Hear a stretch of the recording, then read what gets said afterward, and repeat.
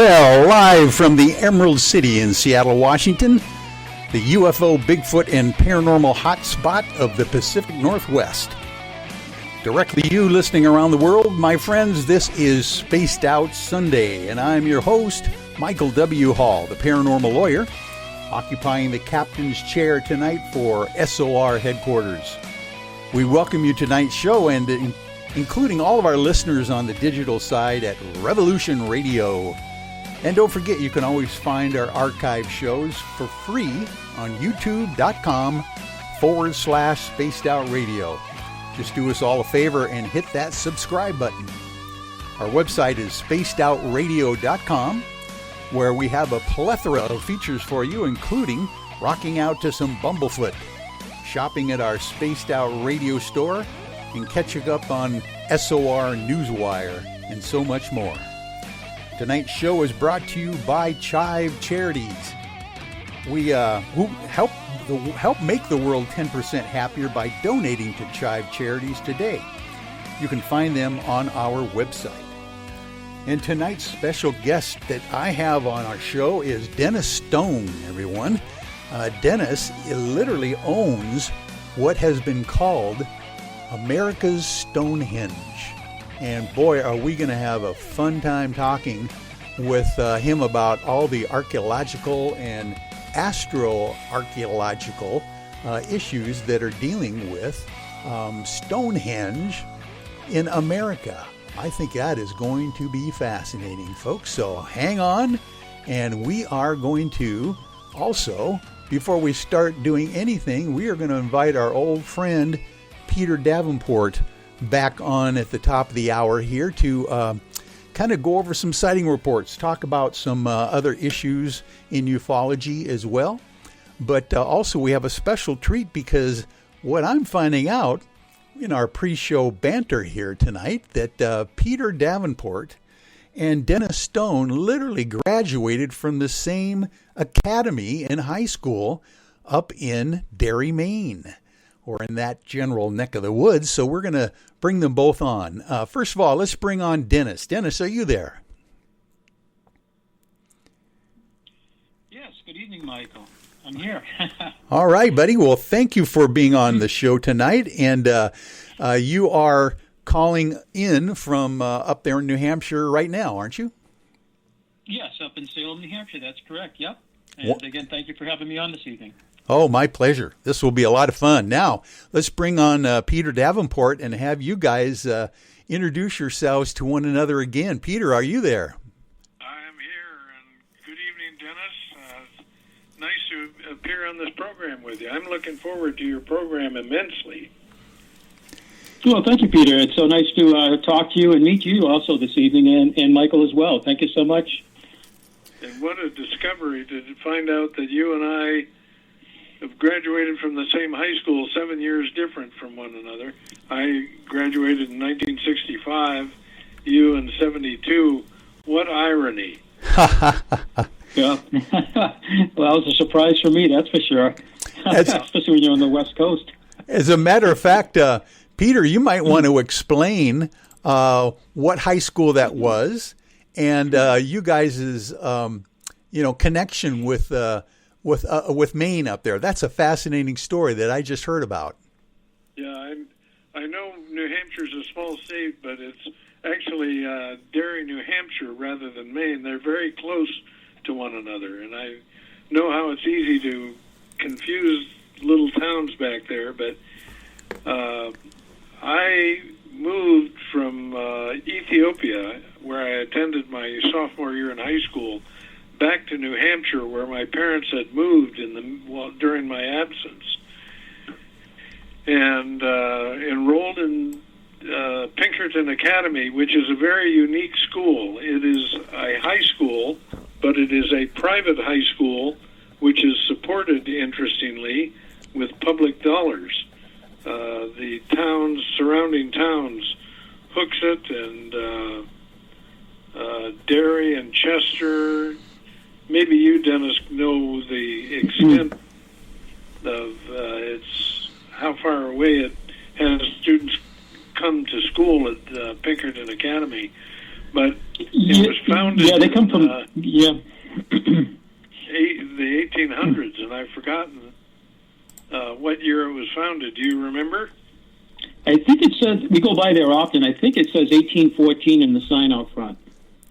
Oh, that my. Makes sense, because I think it was the 150th anniversary in 1964. So you're right.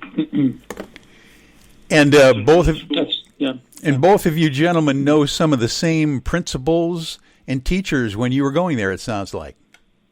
Yes. Yeah. It's amazing. My dad actually went to Pinkerton Academy, too, and he had Mr. Ivan Heckler, too, when he was there, and he introduced me to him back in around 66.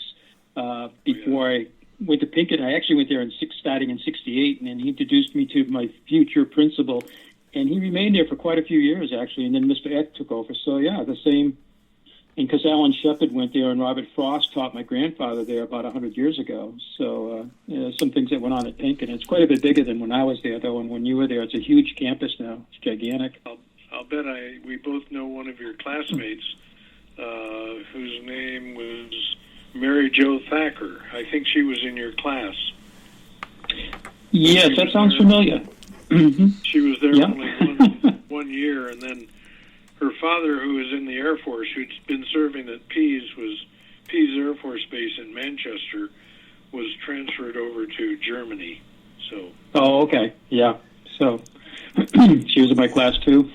Well, and now both of you are telling me that, Dennis is telling me, of course, Peter has been following the Barney and Betty Hill abduction report ever since, it started, because that's your neck of the woods, Peter, up there with the incident in Exeter as well. But Dennis, you're telling me that your mother was a very good friend with Betty Hill. Yes, that's right. It started back in 1974, actually. You might be familiar with Hans Holzer. They have the new TV show coming on Travel Channel, the Holzer Files. Yeah, of course. And he visited our site, I think, in 1970, and he came back in 71. In 74, he came up and he brought 4 different psychics to the site over the course of the year individually. And 20 years later, in 1992, he wrote a book about it called Long Before Columbus, all about our site. But in 1974, when he came up, Betty Hill got wind of his visit, and she and I believe Kathleen Martin both came up to our site, and that's where my mom was introduced to Betty Hill. And I believe Barney died in 1969, so we never had the opportunity to meet Barney. But after that, they became lifelong friends, and my mom would go to her house in Portsmouth, New Hampshire, or to Betty's mother's house in Kingston, which is just about 10 miles away. And she had a swimming pool, so they'd go over there and, go into the pool together. And she remained a friend until when Betty passed. And I heard of that, I think, coming back from I worked for the airlines for 35 years. I was a pilot. And when I was coming back from Logan in Boston one morning, it was coast to coast, I think. And they announced their dear friend Betty Hill passed away that day. So, kind of a shocking news as I was getting home. And then I told my mom about it. So we were friends for quite a while, quite a few years. Isn't that fascinating, Peter? Yeah, it really is. It makes me nostalgic to hear all these stories coming from Dennis and to think about my days back in the mid-'60s in high school. Wonderful place to grow up as a kid.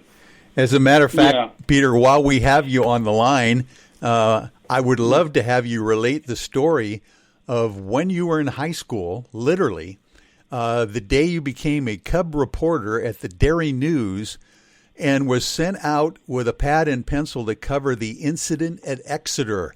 I think that's a fascinating story that Dennis could relate to as well. Oh, I'd love to tell that story, Michael, and thanks for asking it.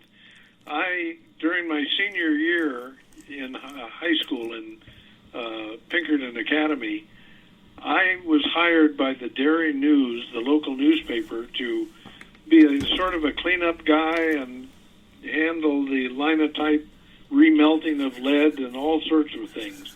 I was the catch-all for things that had to be done.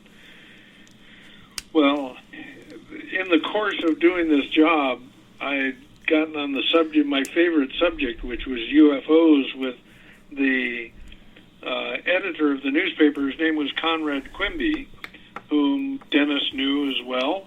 I'm surprised. Shouldn't be, but Dennis knew him, or at least his daughter was Dennis's classmate in high school. And one day, the Manchester Union Leader did a story about an alleged sighting over near Exeter, which is about 20 miles east of Derry, New Hampshire. And so the editor came to me and he said, "Peter, you're now a cub reporter. I want you to put that broom down, go up to Exeter, and get a story for us." So I was delighted. I'd never investigated a UFO report before, even though I'd read many books on the subject of ufology. So I went up to Exeter, and I talked to Officer Tollefson, who had been on the radio that night, the night of the sighting. I should describe a few of the events. Early in the evening, on the 3rd of September, 1965, a police officer from the Exeter police station was out on patrol, and he saw a car that had parked itself in the middle of a traffic circle on the grass. And he thought that was very interesting, so he investigated, and he found a woman in the back seat, as I recall, hunkering down, babbling about having been chased along route, I think, 121 or 102. I've forgotten the designation of the route, but she was talking about having been chased by a flying saucer. Well, he processed that case. I think the woman was sent to an emergency room, but I don't remember specifically. Scroll forward about 5 hours, and he was still on patrol, and he got a radio broadcast, Michael, that to the effect that a young teenage hitchhiker had just broken in, almost literally broken into the Exeter police station, also babbling about having been chased by a flying saucer. His name was Norman Muscarello, and he was a young 18-year-old boy. He had just graduated from high school. So that was the beginning of one of the more celebrated cases from the 1960s. Well, I went up and got a story and wrote two articles for the newspaper that were published on a Tuesday and the following Thursday. It was pretty heady stuff for a young 17-year-old kid. Oh, and by the way, Dennis, Peter's story that he wrote about the incident at Exeter happened, of course, after Barney and Betty Hill's abduction scenario, but before anyone knew about Barney and Betty Hill's case. Isn't that right, Peter? Yeah. In fact, my understanding, Mike, you're exactly correct.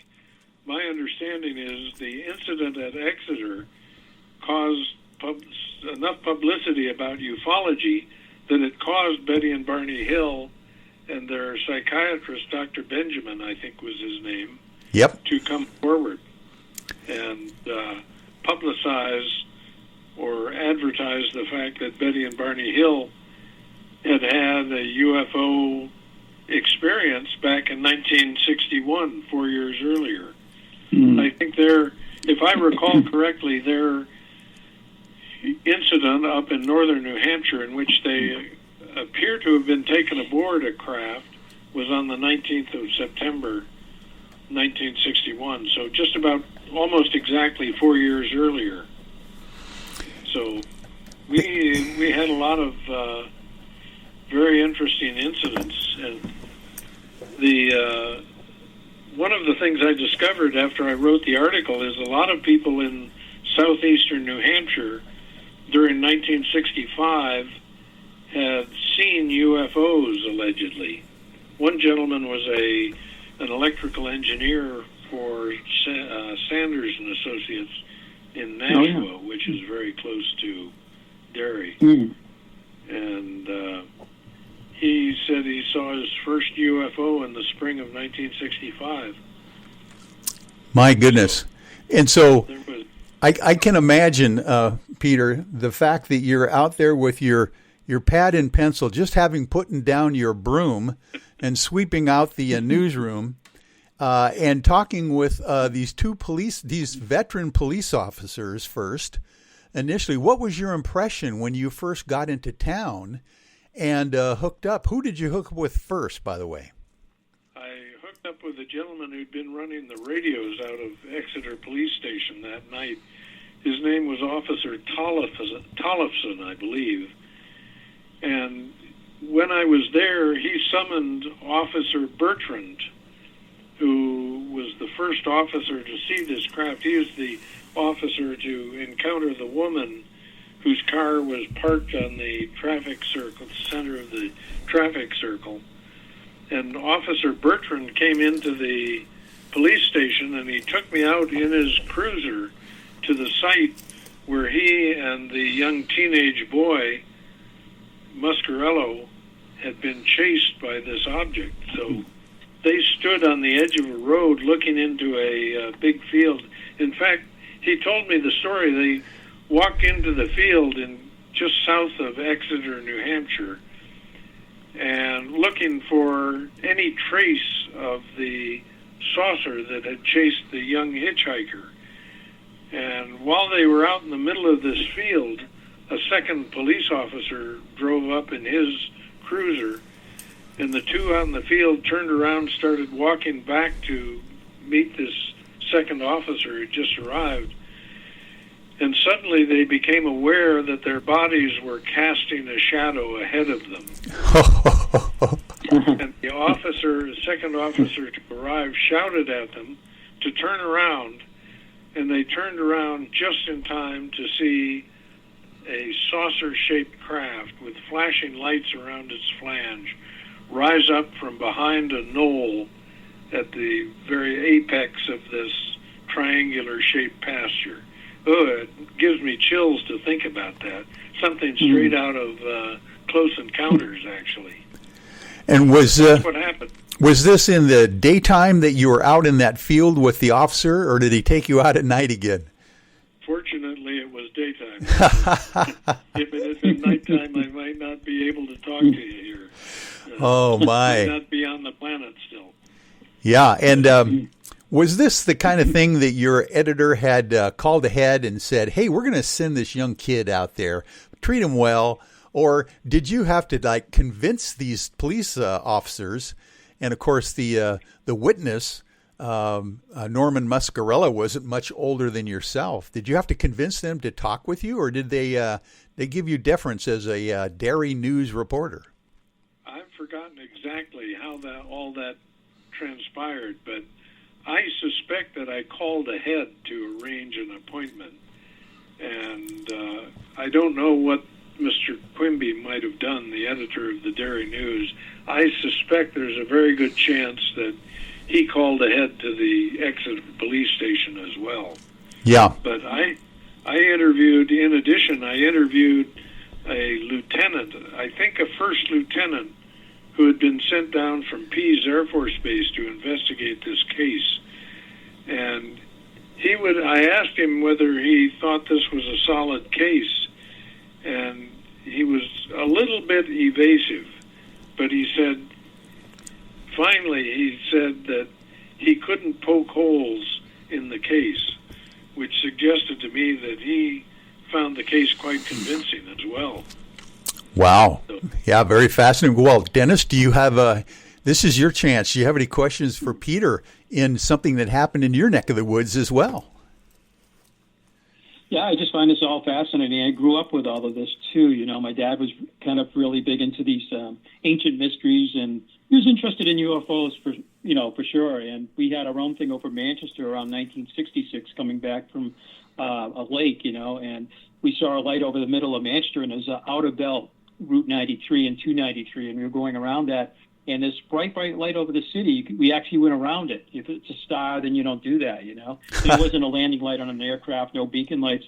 And the next day, they were talking about it on the radio. So I think that's probably one of the sightings I saw, and it's about a year after the one in Exeter. I think it was 1966, actually. And one of my friends with me, his dad was an air traffic controller at Boston Center, which is in Nashua, New Hampshire.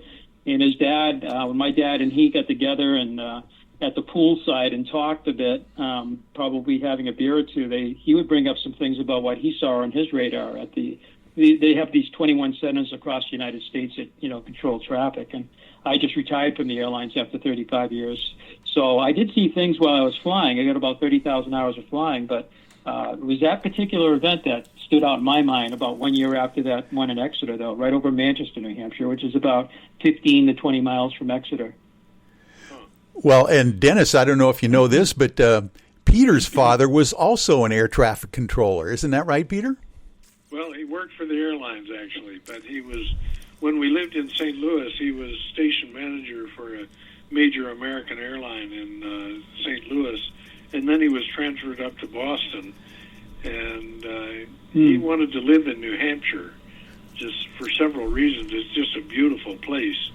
He didn't want to live in Boston, so he commuted every day down Route 93 to Logan Field.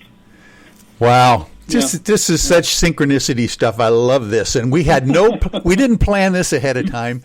We just found out during the pre-show banter that these things were happening to both of you guys. And listen, we have to take a about 5-minute commercial break at this point. And Peter, we're going to say thank you to you. We didn't get a chance to get into any major reports currently that's going on, but I'm so glad that we got that history in about your involvement in actually scooping the story of the incident at Exeter. I think that's well worth our time today. So thank you for that. Thank you for focusing on it. Thanks for giving me an opportunity to share that story. I don't know that I've ever shared that story on a radio program before. Oh, wonderful. Well, we got it here for the first time, and we're going to cherish this one. Then you guys both hang on, and Peter, you have a wonderful night. I will be back, ladies and gentlemen, in just a few moments with Dennis Stone. Thank you, Michael. Hey, Spaced Out Radio fans. It's John Resnick, founder of the Chive and Chive Charities. Our goal is to make the life of veterans, first responders, and those with rare medical conditions 10% happier. We do this by donating one grant item, ranging from dance to therapy programs to prosthetic limbs, to those who need it most. To contribute to Spaced Out Radio's official charity, head over to chivecharities.org and become a donor today. I'm feeling a little spicy tonight. What to do? Why not get Bumblefuck? 4 million Scoville units of pure hard rock. Bumblefoot hot sauces come in 3 flavors. The burning Bumble. Tone it down a bit with Bumblicious and throw the sauce on everything. Spice it up. Bumble me, baby. Bumblefoot hot sauce. Get it today at kajans.com. At spacedoutradio.com, we are keeping you up to date on all the news with the SOR Newswire. Captain Shirk leads the team that is bringing you the news of the day and exclusive stories on everything paranormal and supernatural. It's free to read, it's updated daily, and it's right there for you. The SOR Newswire is a one-stop shop for the news of the day. Check it out at spacedoutradio.com today.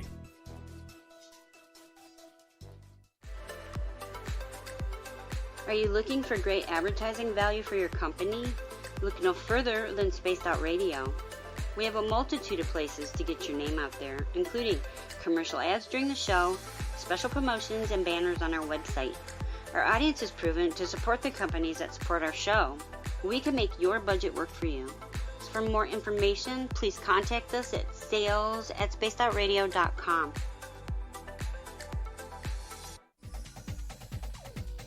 Hey everybody, the SOR Space Travelers is open. For just $5 a month, you can hang out with Dave and our crew privately in our members-only section. With your signing, you'll receive newsletters on what's going on with Spaced Out Radio. You'll have direct contact with the host during the show in our chat, live streaming videos, and a great forum for your posts and more. Become a space traveler now at spacedoutradio.com.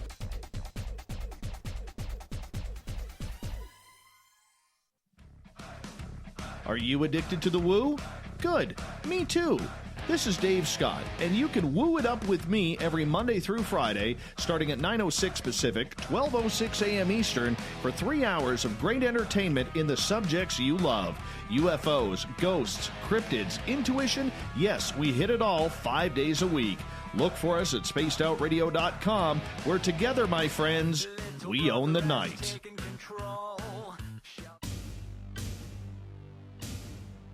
You wanted new SOR gear, and now you can have it. The SOR Vault is fully stocked with t-shirts, hats, hoodies, mugs, and everything in between, with great logos for you to choose from. So head on over to spacedoutradio.com, click on the SOR Vault, and go shopping. Pricing is quite affordable, and you can look good representing your favorite show. So go to our website and pick up your new SOR wear at the SOR Vault today.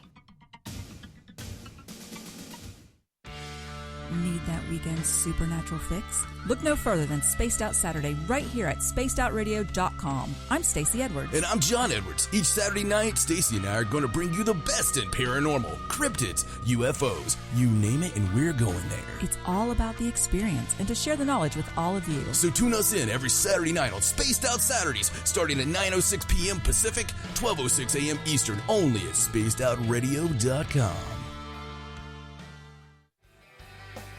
From the heartlands of Canada to beards around the world, we know how to take care of you. Fill your follicles with the Mighty Moose Beard Oil.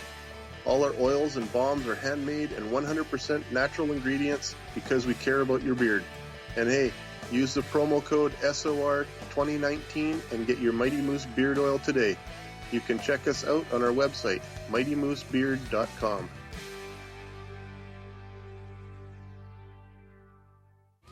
We're adding to the entertainment online for Spaced Out Radio. I'm Amber Beckrud, and I want to invite you to subscribe to our YouTube channel and check out Cryptid Tales, where I will take you on a journey into some of the strangest legends and lore from around the world, relaying the stories to you of the strange creatures and experiences that people have had throughout time. You can find Cryptid Tales at youtube.com/spacedoutradio, and while you're there, don't forget to check out our free archives and leave a comment. See you there. Cold drinks, great food, and the best music in Vancouver. The Moose Vancouver is the place to be, open until 2 a.m. nightly. Everything on the menu starts at just $6.95. Who serves food that cheap anymore? At the Moose, you'll never know who you'll run into. Rock stars, actors, athletes. It's the place everyone wants to be.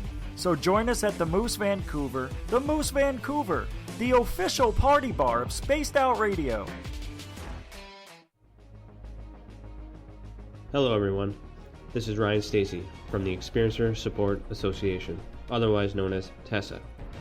We're glad to team up with Spaced Out Radio to help investigate your experiences on the SOR Sightlines Report. Together, we'll investigate the strange sightings and occurrences you've had. We're looking for answers just like you. So fill out a Sightlines report on the Spaced Out Radio website and let's figure out what's going on together.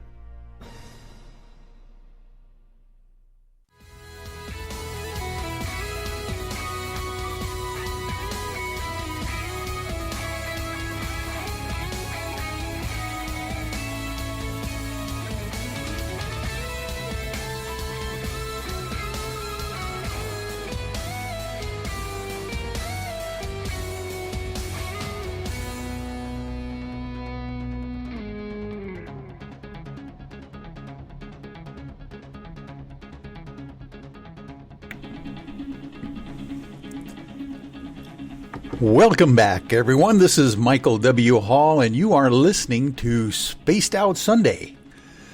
Dennis Stone is the president of America's Stonehenge. He graduated from Daniel Webster College in 1977 with a degree in aviation management and was a full-time commercial pilot for over 35 years before his retirement in 2016. America's Stonehenge was opened to the public in 1958 by Dennis's father, Robert Stone. Dennis has been involved with America's Stonehenge for most of his life and has always had a fascination with archaeology and archaeoastronomy as well. Since retiring, Dennis has found many serpentine walls and spirit windows throughout the American Stonehenge site, among other new discoveries.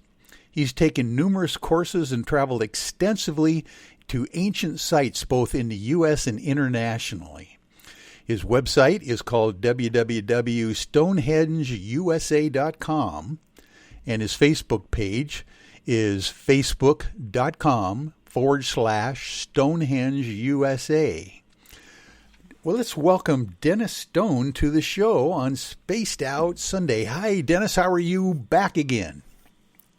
Well, hi, Mike. Thank you. I'm doing well tonight.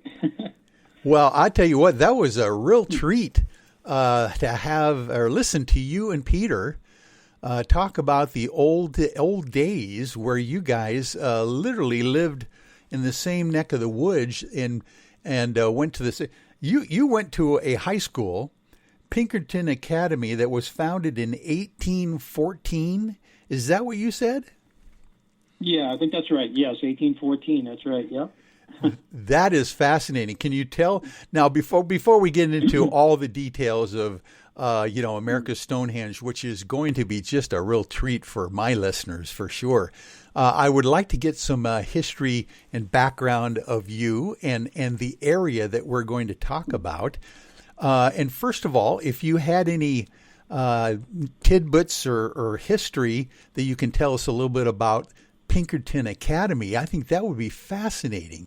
Obviously, this is well before the Civil War of the United States. 1814 is a long time ago.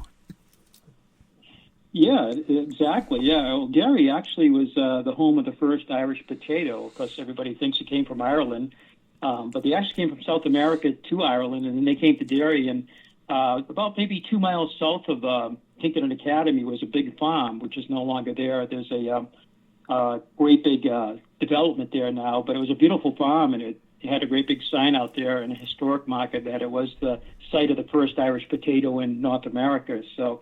And Pinkerton is where Robert Frost taught. My grandfather had him for a teacher there. And Alan Shepard, the first astronaut from the United States, of course, grew up in East Derry. And he actually had a summer camp not too far from our museum. So they had two homes in Derry, one close to us that was on an island, and one in East Derry not too far from Pinkerton Academy. And Samantha Brown from the Travel Channel is another one of the alumni at Pinkerton. She's on TV quite a bit, but she was doing Travel Channel shows too. So that's kind of Pinkerton's claim, but it is a private school, but publicly funded, and it has a beautiful campus and much bigger than when I was there. But I've had most of my family attend Pinkerton Academy. My grandparents, my parents, cousins, and most of my family went there. So to hear him speak that he went there too, it's quite a surprise to me. I was a little bit shocked about that, and he's living on the West Coast now. So yeah, you and Peter Davenport are alumni from Pinkerton Academy. I think that's wonderful. Now, was it called Pinkerton Academy because it was maybe a preparatory school for the military back in the 1800s? Do you have any idea about that? Well, it was really a boys' school, and up on East Derry Hill, right across from where Alan Shepard's house was the Adams Academy, and that was for the girls, actually. So for quite a while, the girls went to one school, and the guys, I guess it's about 2 miles roughly apart, and the guys went to Pinkerton, and eventually they consolidated into Pinkerton Academy. I can't remember the date on that, but it was actually, girls in one school, boys in the other school. So it wasn't a military school, but it was formed by two brothers, and the last name, of course, was Pinkerton. And I can't remember when I was there. I remember some of the history. Of course, I got out of there in 1972, and I've forgotten some of the history of the school. They have a lot of traditions there, and it's a huge campus today, very, very large campus. But I have some good memories of Pinkerton, and that Peter went there too. Again, I was kind of shocked. I thought he was a West Coast guy. I didn't know that at all. So. Yeah.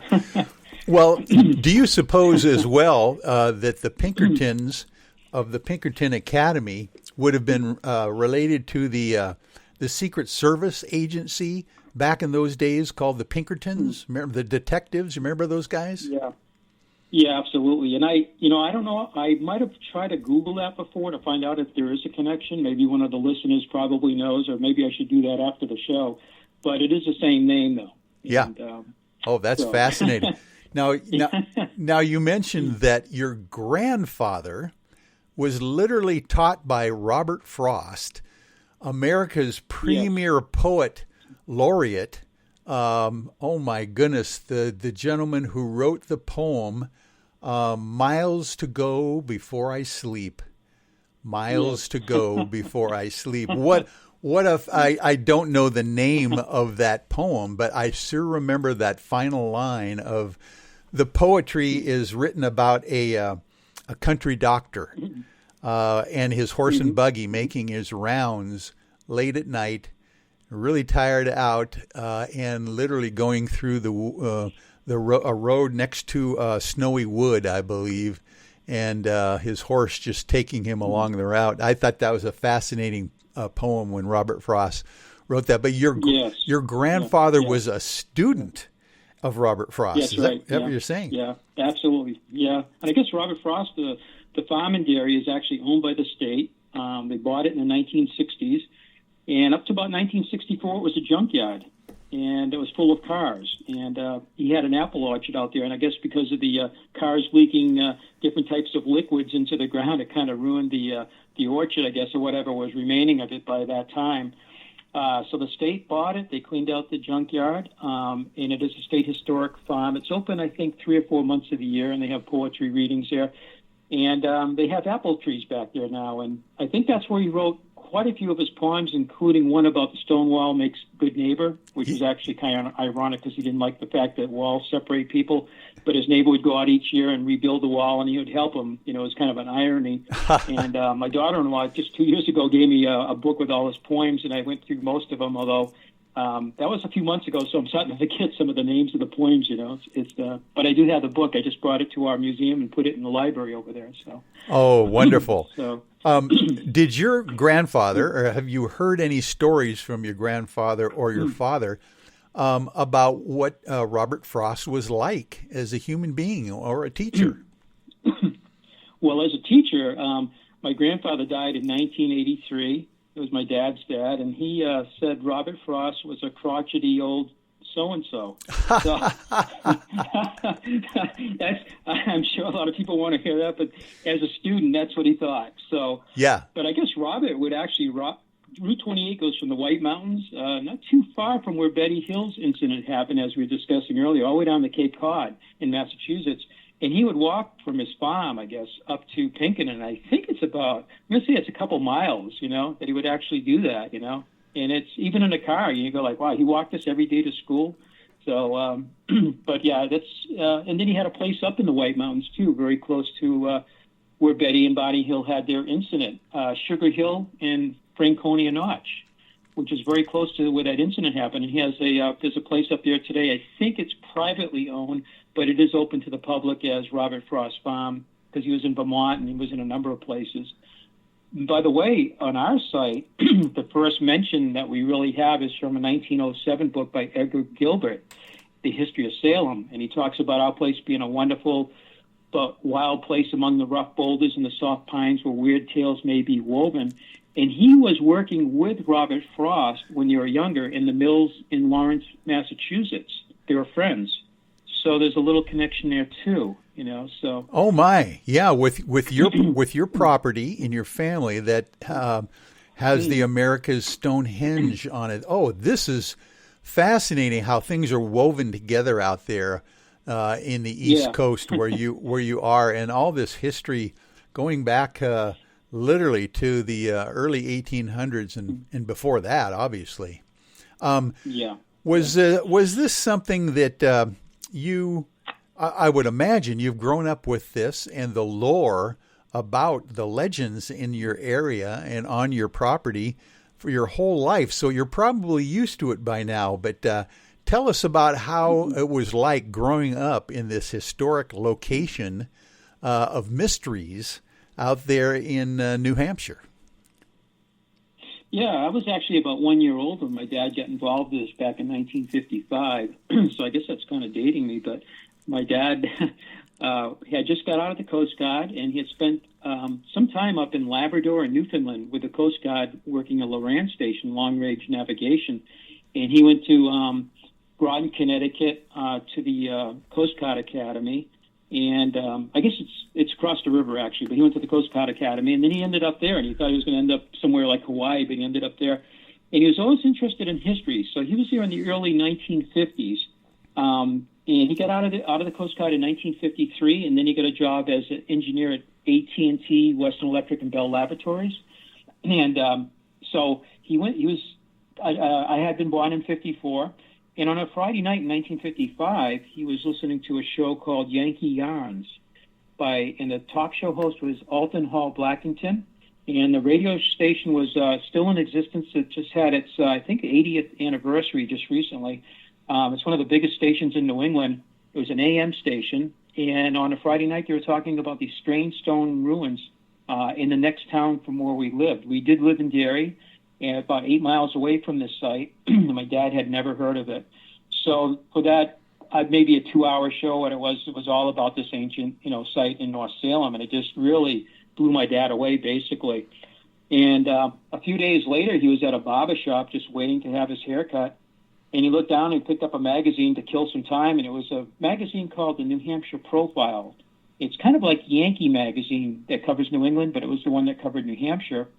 And in the magazine, he opens it up, and he's flipping through the pages, and there's pictures of these structures, and he reads it, and he goes, "This is the same place that they were talking about a few days before on the radio show." And it was a 1952 magazine. It had been sitting in the barber shop for 3 years.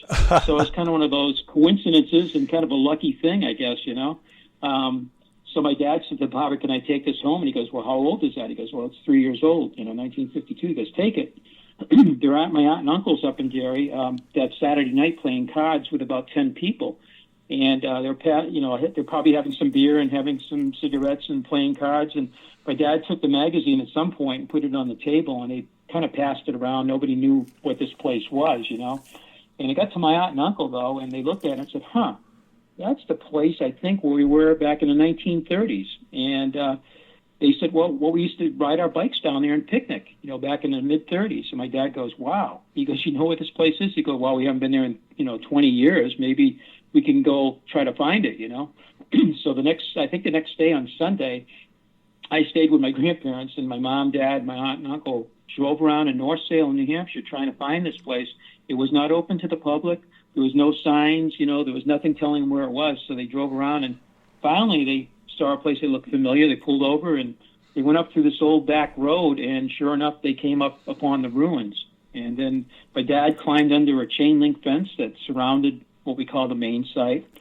And he was inside. The others stayed outside the chain. This chain link fence is like 6 feet tall, and it has about a foot and a half of barbed wire, 3 strands running around the top of it to keep people out of there from causing damage, vandalism, and all of that. It was put up in 1937, actually.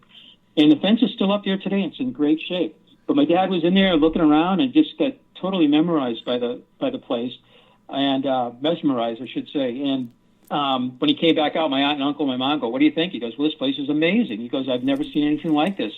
And then he mentioned something to my mom about liking to get involved with the research, maybe owning the place and opening it to the public as a museum. And I think her response was something about, "You have rocks in your head," So that's how that whole thing got started with my family, But it took my dad about 3 years to work out an agreement with the owner and to open it up to the public. And actually, he opened it up, as you mentioned earlier, in 1958, right around the summer solstice, actually, which is another one of those weird coincidences. Yeah. My family's involvement, I found out about 5 years ago from an uncle who passed away about 2 years ago. And he was a Pinkerton graduate. He was a friend of Alan Shepard, and he flew in World War II. He flew B-17s and B-29s, and that's one of the inspirations for me becoming a pilot. But he mentioned to me towards the end of his life, he goes, my grandmother, Annie Gage, she lived in Salem, and I knew that. She goes, "Yeah, do you know that she used to go up there and play in the ruins back in the 1890s?" And I said, "She did?" I didn't know that. So my family's connection to the place kind of goes back, maybe to the late 1800s, I guess. And that was kind of a surprise to me, too. He told me that in 2015. Yeah. And, another one of these, wow, I didn't know that. So yeah, I grew up with the place. I was a year old, and so it's always been part of my life. I really don't know anything different. When my late sister and I were growing up, though, we didn't really go to Disneyland. We went to these ancient stone ruins around the Northeast because there are about 800 sites. We think some of these are related to our site. And my dad would take us on a little trip, and we'd be looking at ancient stone ruins. And as a kid, it's like, oh, another rock, But kind of glad he did now, because, over the time, it really got my interest going, So. Over 800 sites around the northeast of the United States that are ancient, mysterious, and seem to be maybe connected as well, huh? That's what we think. Yeah, back in 1955, my dad, there was a group called the Early Sites Foundation, and the Early Sites Foundation was formed in 54, and it finally dissolved in 1960. I think the end of 1963. There was a couple of professors from Dartmouth College that were members of that group, and it was really formed because of our site. And as they researched our site, they were also aware of about 15 other sites in the Northeast at that time. And so my dad was already aware there were a couple other sites around New England. But Dad formed a group in 1964 after that other group, folded up. And the group my dad formed was called New England Antiquities Research Association. It's the acronym's NERA. And they have a nice website, so NERA.org. And the group's been going ever since 1964. Between that group and a couple of other groups, it's estimated from Quebec throughout New England all the way down to New York and Pennsylvania, there's somewhere close to about 800 sites. And it thought as many of these sites look very, very similar to our site and to one another. And it might be by the same culture, approximately 4,000 years ago, that built these. Kind of an undetected culture of stone builders, if you would. So our site is not by itself. Some people think, oh, that's it. There's one site. It's 110 acres, and that's the only thing like that, But it is not. It's part of a much broader, I think, stonework in the Northeast, And, again, up to about 800 sites so far. And they keep finding them. Every year we find another one. So that number grows slowly. Yeah.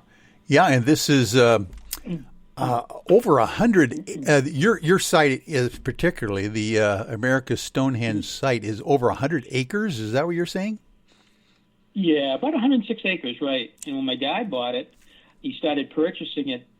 He opened up in 1958 under a lease agreement for a couple of years, put up a visitor center, a parking lot, dug a well for water, and so people could visit, and we had a gift shop, a book corner in the store and everything.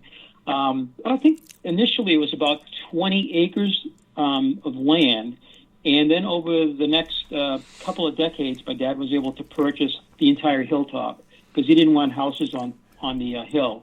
And it's good that he did because the whole area around here is getting pretty developed. And our neighbors next door that have 60 acres that have been in their family for a couple of generations, they just sold off 20 acres for homes. And then behind them is the Dustin property. And that is all being developed at the same time. So we're kind of fortunate that he bought the entire hill. Otherwise, if we were looking at an astronomical alignment, we might be looking at somebody's house, instead, which would not be so good. Yeah, well, that was quite a lot of foresight on your father's part there, and probably stretched his finances at the time, I would imagine, as well. Yeah, absolutely, yeah, because he worked at AT&T for 30 years, and he had to have a full-time job in Bell Laboratories. And, I really stretched the budget of the family quite often. We didn't do too many vacations and stuff like that. We had our good years there and our bad years there. But, he did it basically on his own. 1970, we were made a state historic site in New Hampshire, so we've been that for almost just about 50 years now. But the state, we still pay taxes on the property. The state doesn't, there's no financial thing there other than we have a designated marker on Route 28 down by our Walmart, actually, about 5 miles from our place. So we're independent, and we're open year-round, 365 days. Actually, we close Christmas and Thanksgiving, so 363 days a year we stay open. And it's through people visiting us and the interest in people that keep the place alive, basically, because I had to do 35 years with the airlines, and so we all have full-time jobs. My son's an engineer, too, and he works for DECA, gentleman that made the Segway and the iRobot and First. My son's working there as an engineer. So Yeah. He's having fun there. Yeah. He fascinating. Flying the corporate. My son's taking lessons, and they have a couple planes, but he got to fly in their corporate plane just recently in the right seat all the way out to Memphis. So I guess the apple doesn't fall too far off the tree. I'll bet Dad was proud of him for doing that. Yeah, it was pretty good. Yeah. So he's going to get his license pretty soon, but everything's on hold right now because of C-19. But my son's very, very interested in the site. As a matter of fact, the gentleman that owns that company has an island on Long Island, and he built a small replica of Stonehenge, which is kind of cool. So maybe he'll want to come down and see ours someday too. Oh, isn't that fascinating? And a synchronicity right there. It not only does it not fall far from the tree, but it seems to be infectious with other people that you guys get involved with as well. Oh, this is fascinating stuff, Dennis. I am going to be just drilling down deeper here after the commercial break that we're going to head to in just a moment. But I really appreciate your background in explaining how your family got involved in this whole thing, how your generations of your family have been involved in this for many, many years, and well over hundreds of years. It sounds like you guys are almost tied to the land out there. It feels like it. And our name's certainly appropriate too, I guess. Yeah, there you go. The Stone family at America's Stonehenge. Well, we're going to be right back in just a few moments, ladies and gentlemen. Don't go away. This is Dennis Stone on Spaced Out Sunday. Looking for creative ways to get your company out in the public? How about advertising on Spaced Out Radio? Our sales department is waiting to hear from you, and we can work around any budget. From commercial spots to banners to special promotions, there are many opportunities to get your name and product out to our SOR listeners. For a price guide and more information, please contact us at sales@spacedoutradio.com. If you like it hot, real hot, then heat up your meals with Bumblefoot hot sauce. Get your Bumblefoot hot sauce today. The sauce, Bumblicious, and the 4 million Scoville unit Bumble. We're going in hot, real hot, coming out even hotter. Keep the milk nearby and tantalize your taste buds tonight. Bumblefoot hot sauce, available now at kajans.com. Get your horns up with me on Spaced Out Radio. This is Ron Bumblefoot Thal. Come tune in to SOR where you can hear me rock out with Little Brother Is Watching, the official theme song of Spaced Out Radio. And then come on over to bumblefoot.com where you can find out about my tour schedule, my music, and everything else. Bumblefoot.com keeps you up to date on what I'm doing and the best way to stay in touch with my music and music camps. Sign up for my newsletter at bumblefoot.com and remember, Little Brother Is Watching. Visit purpleplates.com today. For over 40 years, the Purple Energy Plates have been delivering amazing results for their many customers. Inspired by the great genius Nikola Tesla, the harmony, healing, and energetic effects of the plates have proven over and over to be beneficial and often miraculous to thousands of customers. Check their site for daily specials and choose from their many energy products. You won't be sorry. Visit them today at purpleplates.com. The SOR Vault is open for business, and do we have some cool swag for you to pick up? All you have to do is head over to our website and click on the SOR Vault. You have a variety of cool logos to choose from, and put them on anything you want. T-shirts, hoodies, hats, coffee mugs, you name it, we can get it to you. So do your shopping by supporting the store you love. Get your Spaced Out Radio swag at the SOR Vault today.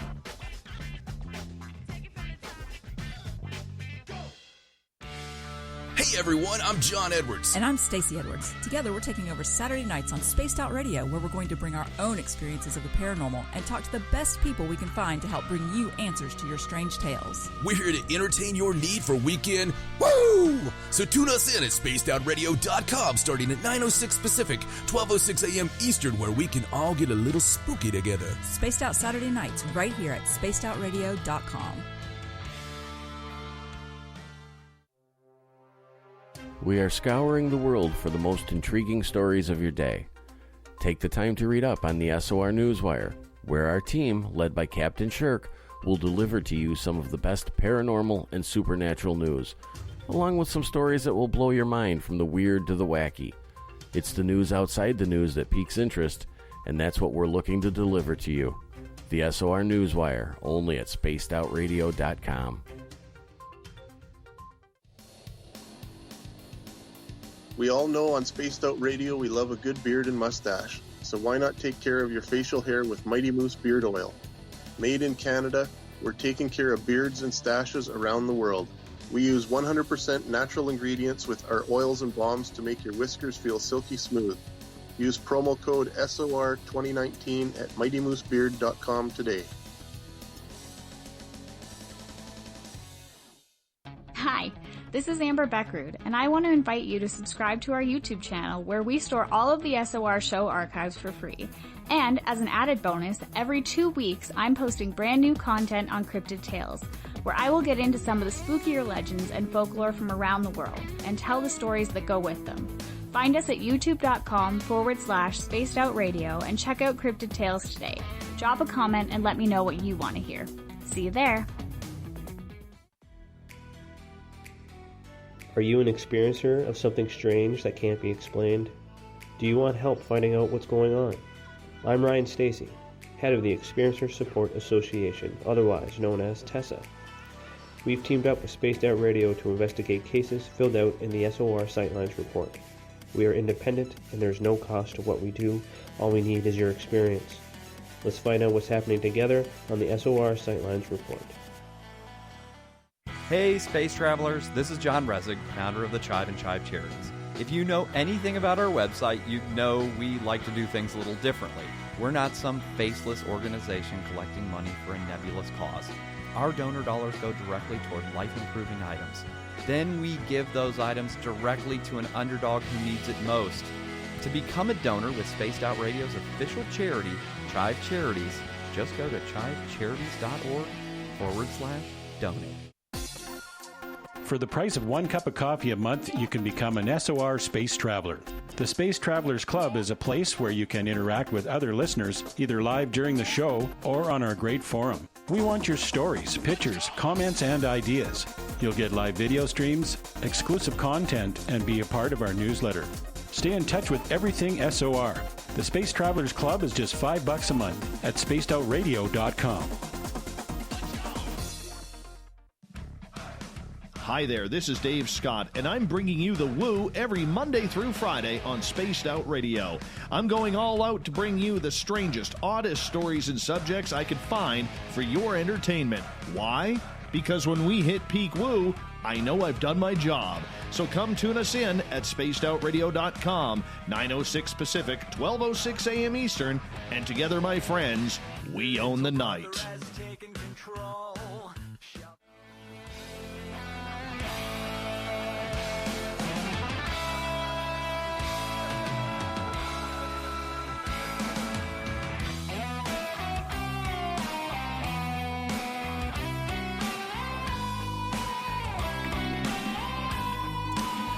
Well, welcome back to hour number 2, ladies and gentlemen. This is Spaced Out Sunday, and I am your host, the paranormal lawyer, Michael W. Hall.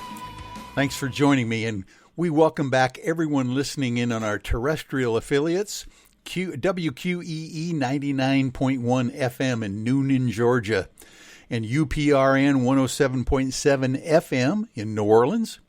And on the digital side, we are very proud to be on Revolution Radio. And don't forget, you can always check out our archives for free at youtube.com/spacedoutradio. Do me a favor and hit that subscribe button. Our website is spacedoutradio.com, where we have a plethora of features for you, including rocking out to some Bumblefoot, shopping in our Spaced Out Radio store, and catching up on the SOR Newswire, and so much more. And we are back, folks, with a fascinating show tonight with my special guest, Dennis Stone, who literally his family has owned for generations and hundreds of years, it sounds like, a specific site in the northeastern part of the United States that we are now calling America's Stonehenge. Dennis, welcome back. Well, thank you for having me on, Michael. Thank you. Oh, you're welcome. This is really fun for me. Not only are we finding out all the details of your family and how you and Peter Davenport went to the same high school back in the old days in New Hampshire, but your family now, through a really interesting group of synchronicities your father had, ends up with this fantastic archaeological site that we are calling America's Stonehenge. Who gave it that title, by the way? Yeah, actually, it goes back to 1959, the second year we were open. The Saturday Evening Post did a feature story on the place. And in the article, they had some nice pictures of the place and quite a bit of text and captions and everything. But in one place in the article, they said that it kind of reminded the author of Stonehenge in England because of the big stones. So he said it's kind of like the Stonehenge of America. So that name came up back in 1959 for that article. And in Salem, we had the old Rockingham racetrack. It was one of the largest and one of the more famous, horse racetracks in America. And even Seabiscuit, raced there and everything. They had the Saturday Evening Post. It was called Mystery Hill Caves at the time. The name of the business was Mystery Hill Caves. But they had a banner across Route 28, and they had a ceremony at the Rockingham. And at that time, that place, was filled with people. It was just an amazing track. It just went out of business 2 years ago. Wow. Because it couldn't expand gambling. But back in its heyday, when the railroad used to come in, it had like 5 spurs bringing people in from New York, Boston, But that week in 1959, it was Mystery Hill Caves Week, and I have the pictures of that, and I had forgotten all about it. I guess I was probably about 4 years old at the time.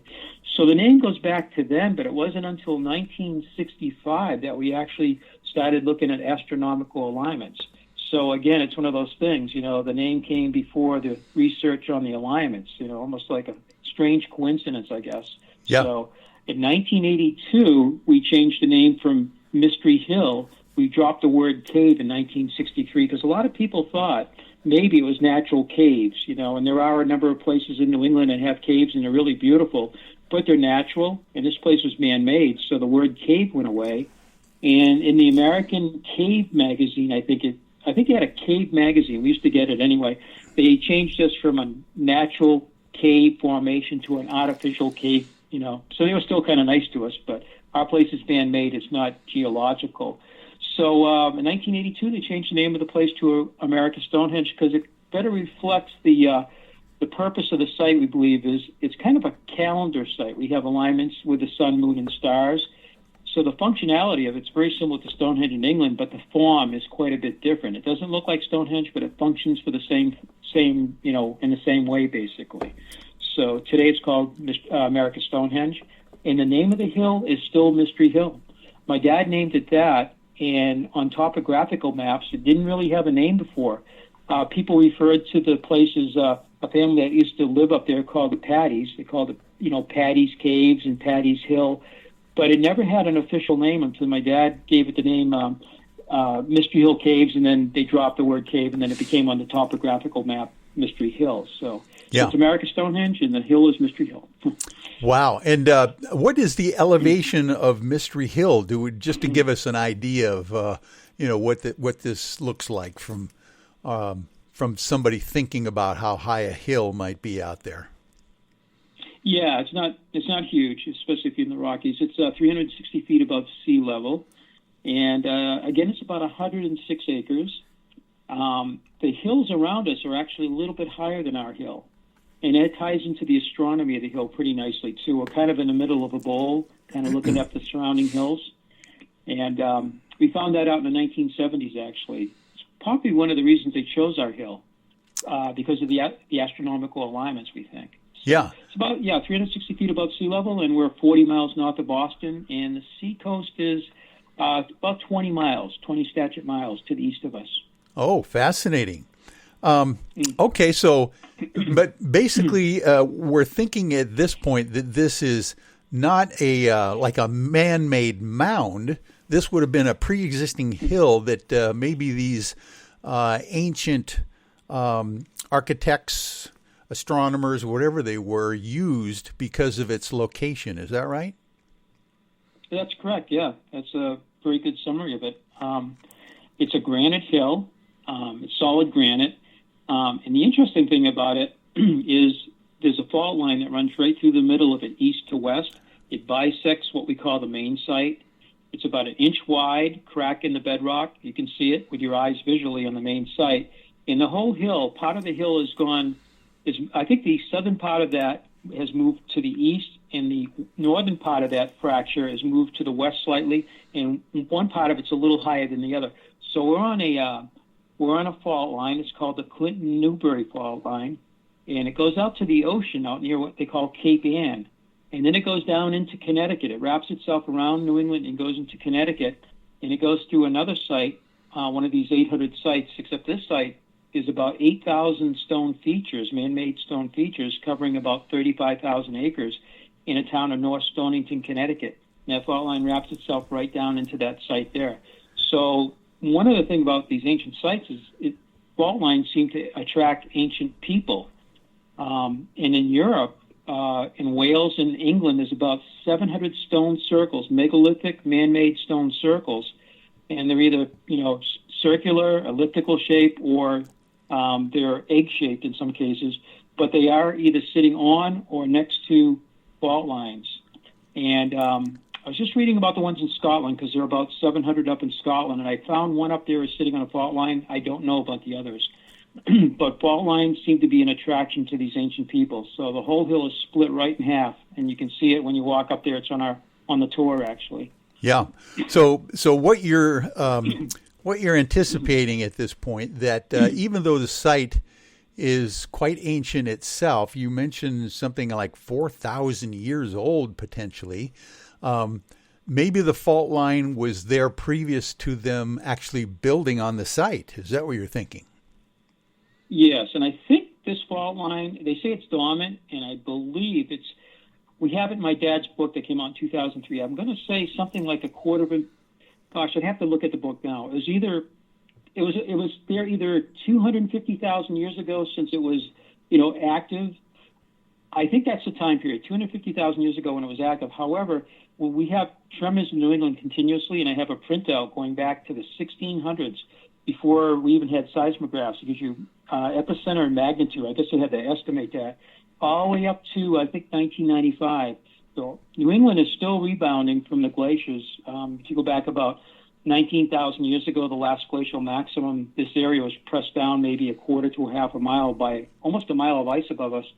And when the ice left, this land is slowly rising like when you take your hand off a sponge, except it takes, it's over 10,000 years that it's been rebounding.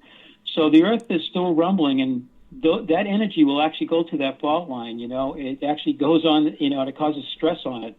So although it's a dormant fault line, it still gets the stress from earthquakes. And every year we get it on TV, another earth tremor in some part of in New England, particularly northeastern Massachusetts, and that's the ones we really feel here. Yeah, and that's where that fault line goes right by that. So. Oh, that's fascinating. Now, I know in ufology and people out there sometimes will mention that these earth lights appear out of fault lines during earthquakes, almost like St. Elmo's fire, but having to do with the ground rather than the ocean. Is there any stories about the fault lines creating mysterious lights or those kinds of things as well?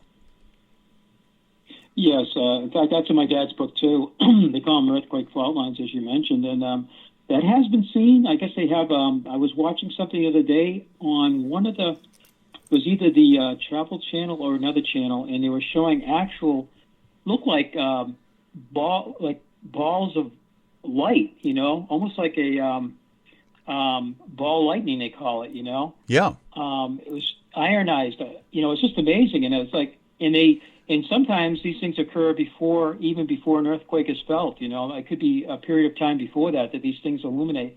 And I believe the lights in western Texas That's I'm trying to think of the name of them out there. You probably the Marfa lights. Marfa. Yeah, those Marfa. That's it. Yeah, and I think that might be something like that too. So the ancient people may have been kind of tuned to that. I've been to Delphi in Greece, and that's on a fault line. But that one actually, gases emit from that, and they say the gases that come out can actually affect the human mind. So maybe during ceremonies, and they have the oracle there and everything. Yes. The minds may be in an altered state due to some of these gases. I don't know if that would be at our particular site. I suppose it's possible. Maybe that has to be researched more. But the earthquake fault lines are mentioned in my dad's book, and that, again, may have been one of the attractions to these ancient people. They might have had rumblings going on, and it may have been more prevalent back then, closer to the glacial period, It may have been more active back then. Yeah.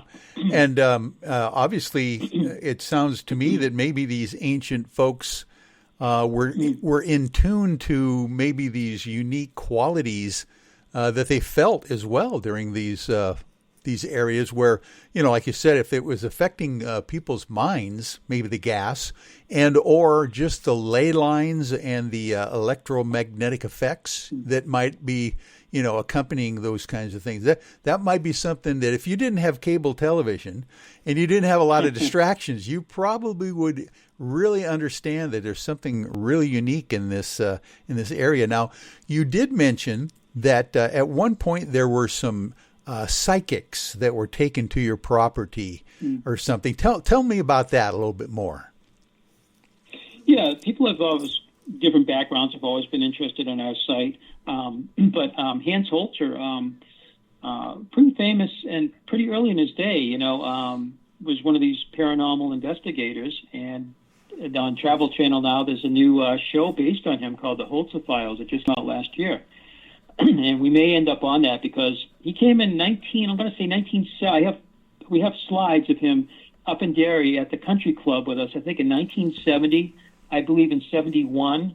And in 1974, he came 4 different times that year, and each time he brought a different psychic. One of the psychics' names I remember was Ethel Myers, excuse me.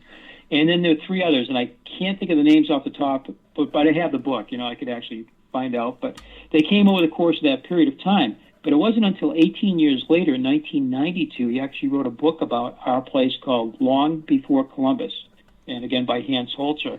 And Barbara Clow, I believe her name, she's kind of well known. She actually did the foreword in the book. But the psychics gave their own readings, what they sensed up there separately from one another. And I wish I had the book with me because it actually goes into some detail of what they experienced, and they actually gave impressions of what these people may have been like. And I think one thing that stood out is, I think all 4 of them, if I'm not mistaken, said some of the people that were active at our site in ancient times were kind of shorter people, maybe a little darker complexion. And then the other people were a taller, more fair-skinned people, I guess. Again, I'd have to have the book. It's in our library at the museum. But that was all recorded both on tape recorder, on 16-millimeter film, and then he puts it in the book in 1992 on Columbus's 500th anniversary. But we've had other people up there, too, that have done paranormal research, both before that in the 1960s and also more recently. And one of the gentlemen from New England, he's pretty well known. He writes for Ghost Adventure on Travel, Jeff Belanger, and he's been to our site as long as one of the hosts, 3 hosts from that show. They've been up there. And he would be great to get on and give his impressions of the site, So it has been under paranormal kind of, I guess, investigation by different people like Hans Holzer over the years. So, wow. So we may end up on that show. I don't know. They've been talking to us. Yeah, I'm glad you told me about the Holzer Files. I hadn't noted that show yet, so we're going to have to check that out. And Hans Holzer, of course, was just a very well-known investigator of the paranormal back in those days, and he was big into UFOs as well, and cryptids, and ghosts and all sorts of things. Just kind of like a well-rounded Fortean investigator for sure. Exactly. Absolutely. And his daughter, I guess, is on the show too. And she may have been to our site back in the 70s. If they come down and film, she'll be with the crew, I think, and I'll have to ask her, because it's been almost, over 40 years. But when Hans came back in 1976, he actually wrote the script and helped direct Leonard Nimoy's episode on In Search Of. And I think we were the second episode on his 180 or something like that Leonard Nimoy did. So I had forgotten that too over the years, and then I came across that, I think a year or two ago. Oh yeah, he was actually involved with that on that particular show with Leonard Nimoy. That was kind of cool. So. Oh my, gosh, you're connected here for sure. Of course, Leonard Nimoy, from Star Trek, is just one of everyone's heroes, and of course he really was into the paranormal as well. I think that's fascinating as well because it's fun when you see some of these actors that have unique, insights to these certain paranormal subjects that you would never know. I mean, Mr. Spock's character on Star Trek was just, by the book and that kind of thing, very different than his real persona. So that's fascinating stuff. Now, I have one follow-up question that you mentioned about the psychics. We're mentioning that there were maybe two different kinds of races of people that they were feeling or got impressions of living, back there in the northeast of the U.S. 4,000 years ago, or who knows how far back. One was a taller race, you said, and one was a shorter race. Do you have any further details on those kinds of people and what they were like? Well, I think it's in the book, and they have a little more detail. I wish I had it right here. I had the book at my house for a long time, and I finally brought it over to clean out my house and put it in our library at the sites. So it is in the book. Oh, good. And again, if it gets on the Hans Holzer, David Schrader is their head guy, and he reached out to me again recently and said that when the C-19 is done, they're going to get back on the road and film, and our place is going to be one of the places they would like to do, although it's not confirmed yet.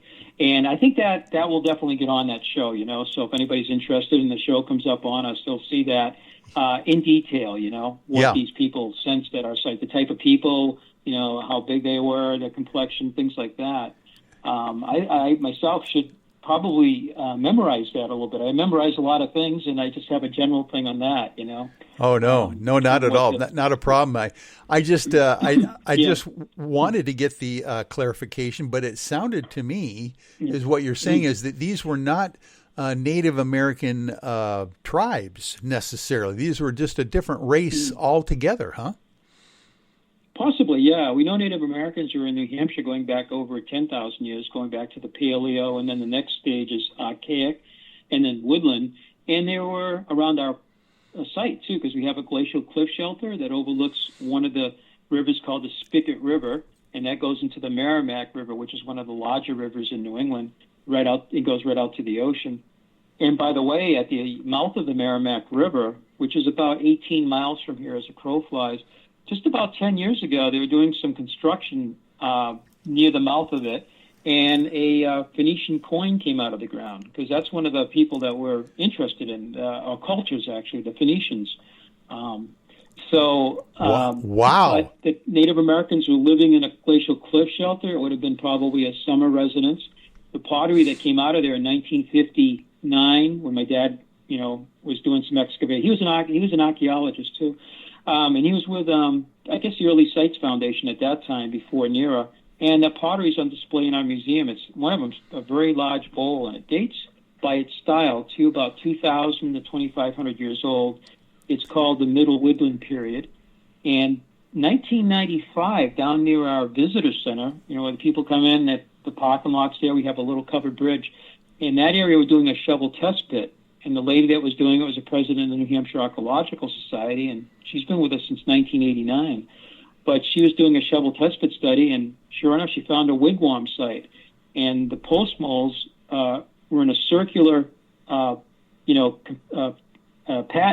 and they were 30 feet in diameter.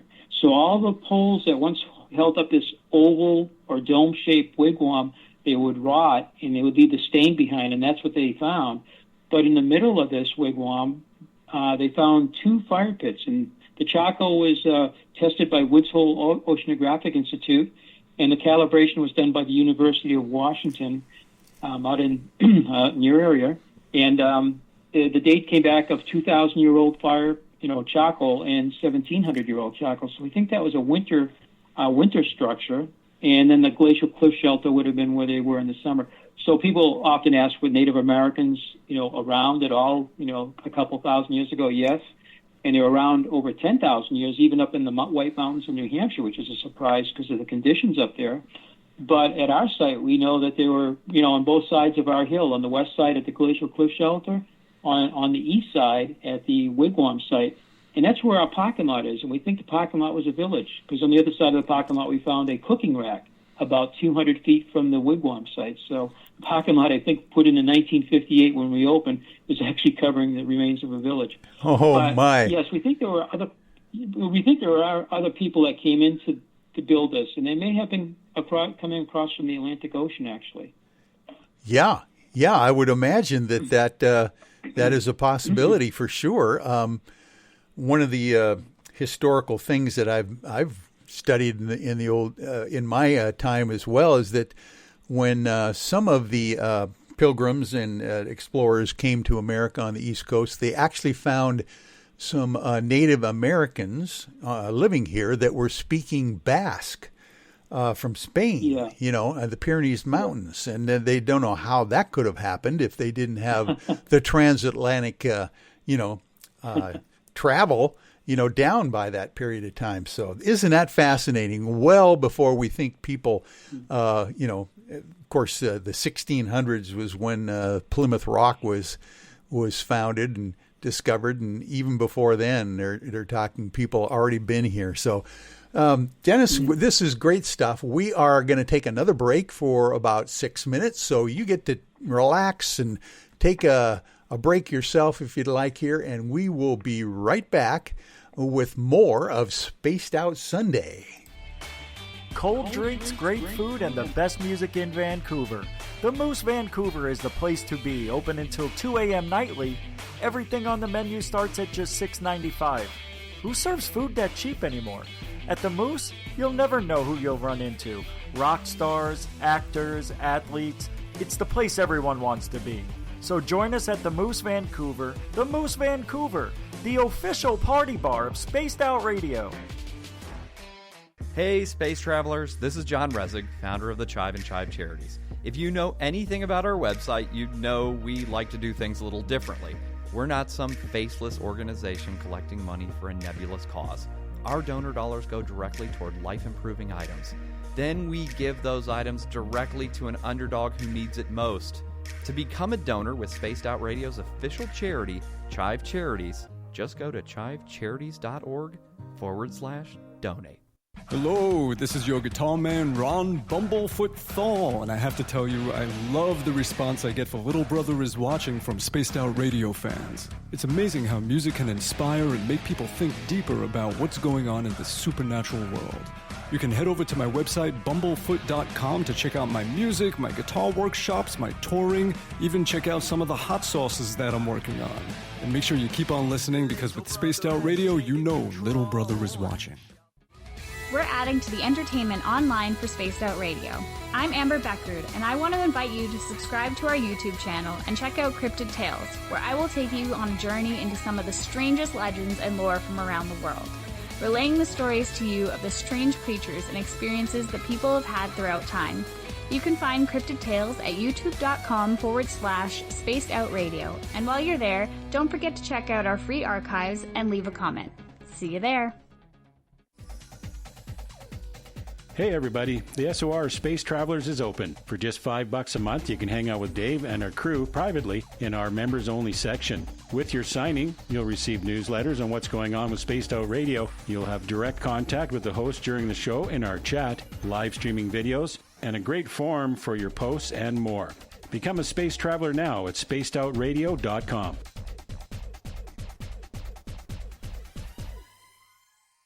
Looking for something new to push your limits? Look Beyond the Spectrum, a new docu-series featuring some of the best researchers in the world when it comes to everything from UFOs, government cover-ups, and strange humanoids. Truth seekers Stephen Bassett, Jeff Meldrum, Jack Kasher, and Stanton Friedman, among others, all chip in to bring their knowledge to you. Beyond the Spectrum can be found on Amazon as well as Tubi TV. Tell us what you think on our Amazon page. Are you looking for great advertising value for your company? Look no further than Spaced Out Radio. We have a multitude of places to get your name out there, including commercial ads during the show, special promotions, and banners on our website. Our audience is proven to support the companies that support our show. We can make your budget work for you. So for more information, please contact us at sales@spacedoutradio.com. At spacedoutradio.com, we are keeping you up to date on all the news with the SOR Newswire. Captain Shirk leads the team that is bringing you the news of the day and exclusive stories on everything paranormal and supernatural. It's free to read, it's updated daily, and it's right there for you. The SOR Newswire is a one-stop shop for the news of the day. Check it out at spacedoutradio.com today.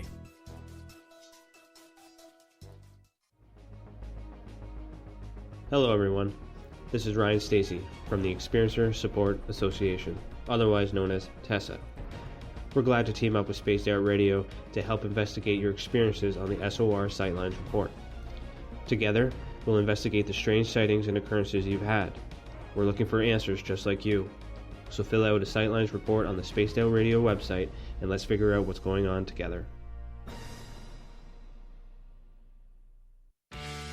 Need that weekend supernatural fix? Look no further than Spaced Out Saturday right here at spacedoutradio.com. I'm Stacey Edwards. And I'm John Edwards. Each Saturday night, Stacey and I are going to bring you the best in paranormal, cryptids, UFOs, you name it, and we're going there. It's all about the experience and to share the knowledge with all of you. So tune us in every Saturday night on Spaced Out Saturdays, starting at 9:06 p.m. Pacific, 12:06 a.m. Eastern, only at spacedoutradio.com. Hello, space travelers. It's me again, Carl. Don't forget to join the Space Travelers Club for just $5 a month and follow Spaced Out Radio on Twitter at Spaced Out Radio. Our Instagram, Dave Scott SOR. Our Facebook page is Spaced Out Radio Show. Our archives are free at youtube.com/Spaced Out Radio. Come woo it up with Spaced Out Radio today. Bye!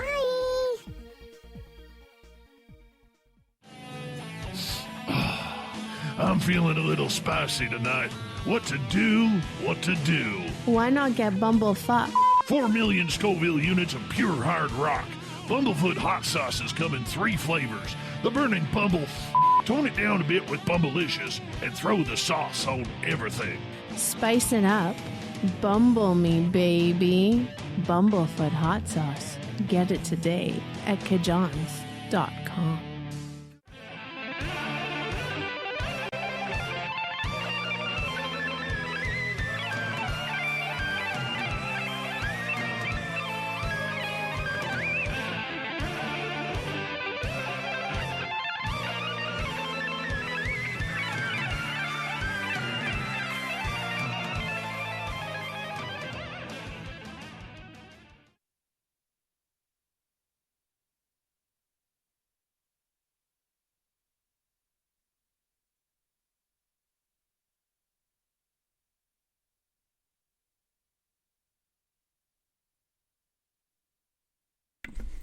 Welcome back, everyone. This is Michael W. Hall on Spaced Out Sunday, and we are here again with Dennis Stone, my special guest, talking about America's Stonehenge. This is a fascinating subject.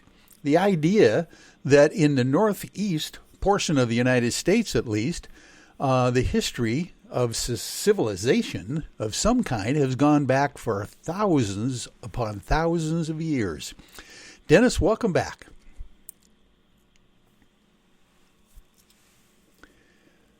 Are you there, buddy? Oh, thank you again, Mike. Yeah, I'm here. Yeah. No problem. I'm glad you're back with me because I have another hour to go here, and I wanted to make sure we have some really cool stuff to talk about. Yeah.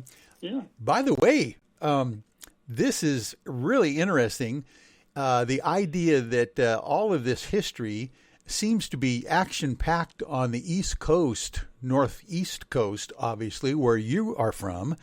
And we were just talking about the idea of potential transatlantic travel by ship, obviously, I suppose, back in thousands of years ago. What do you know about these people that may have come over to the New World from where, by the way? Do you know that? Well, these are the things we've been studying, for years.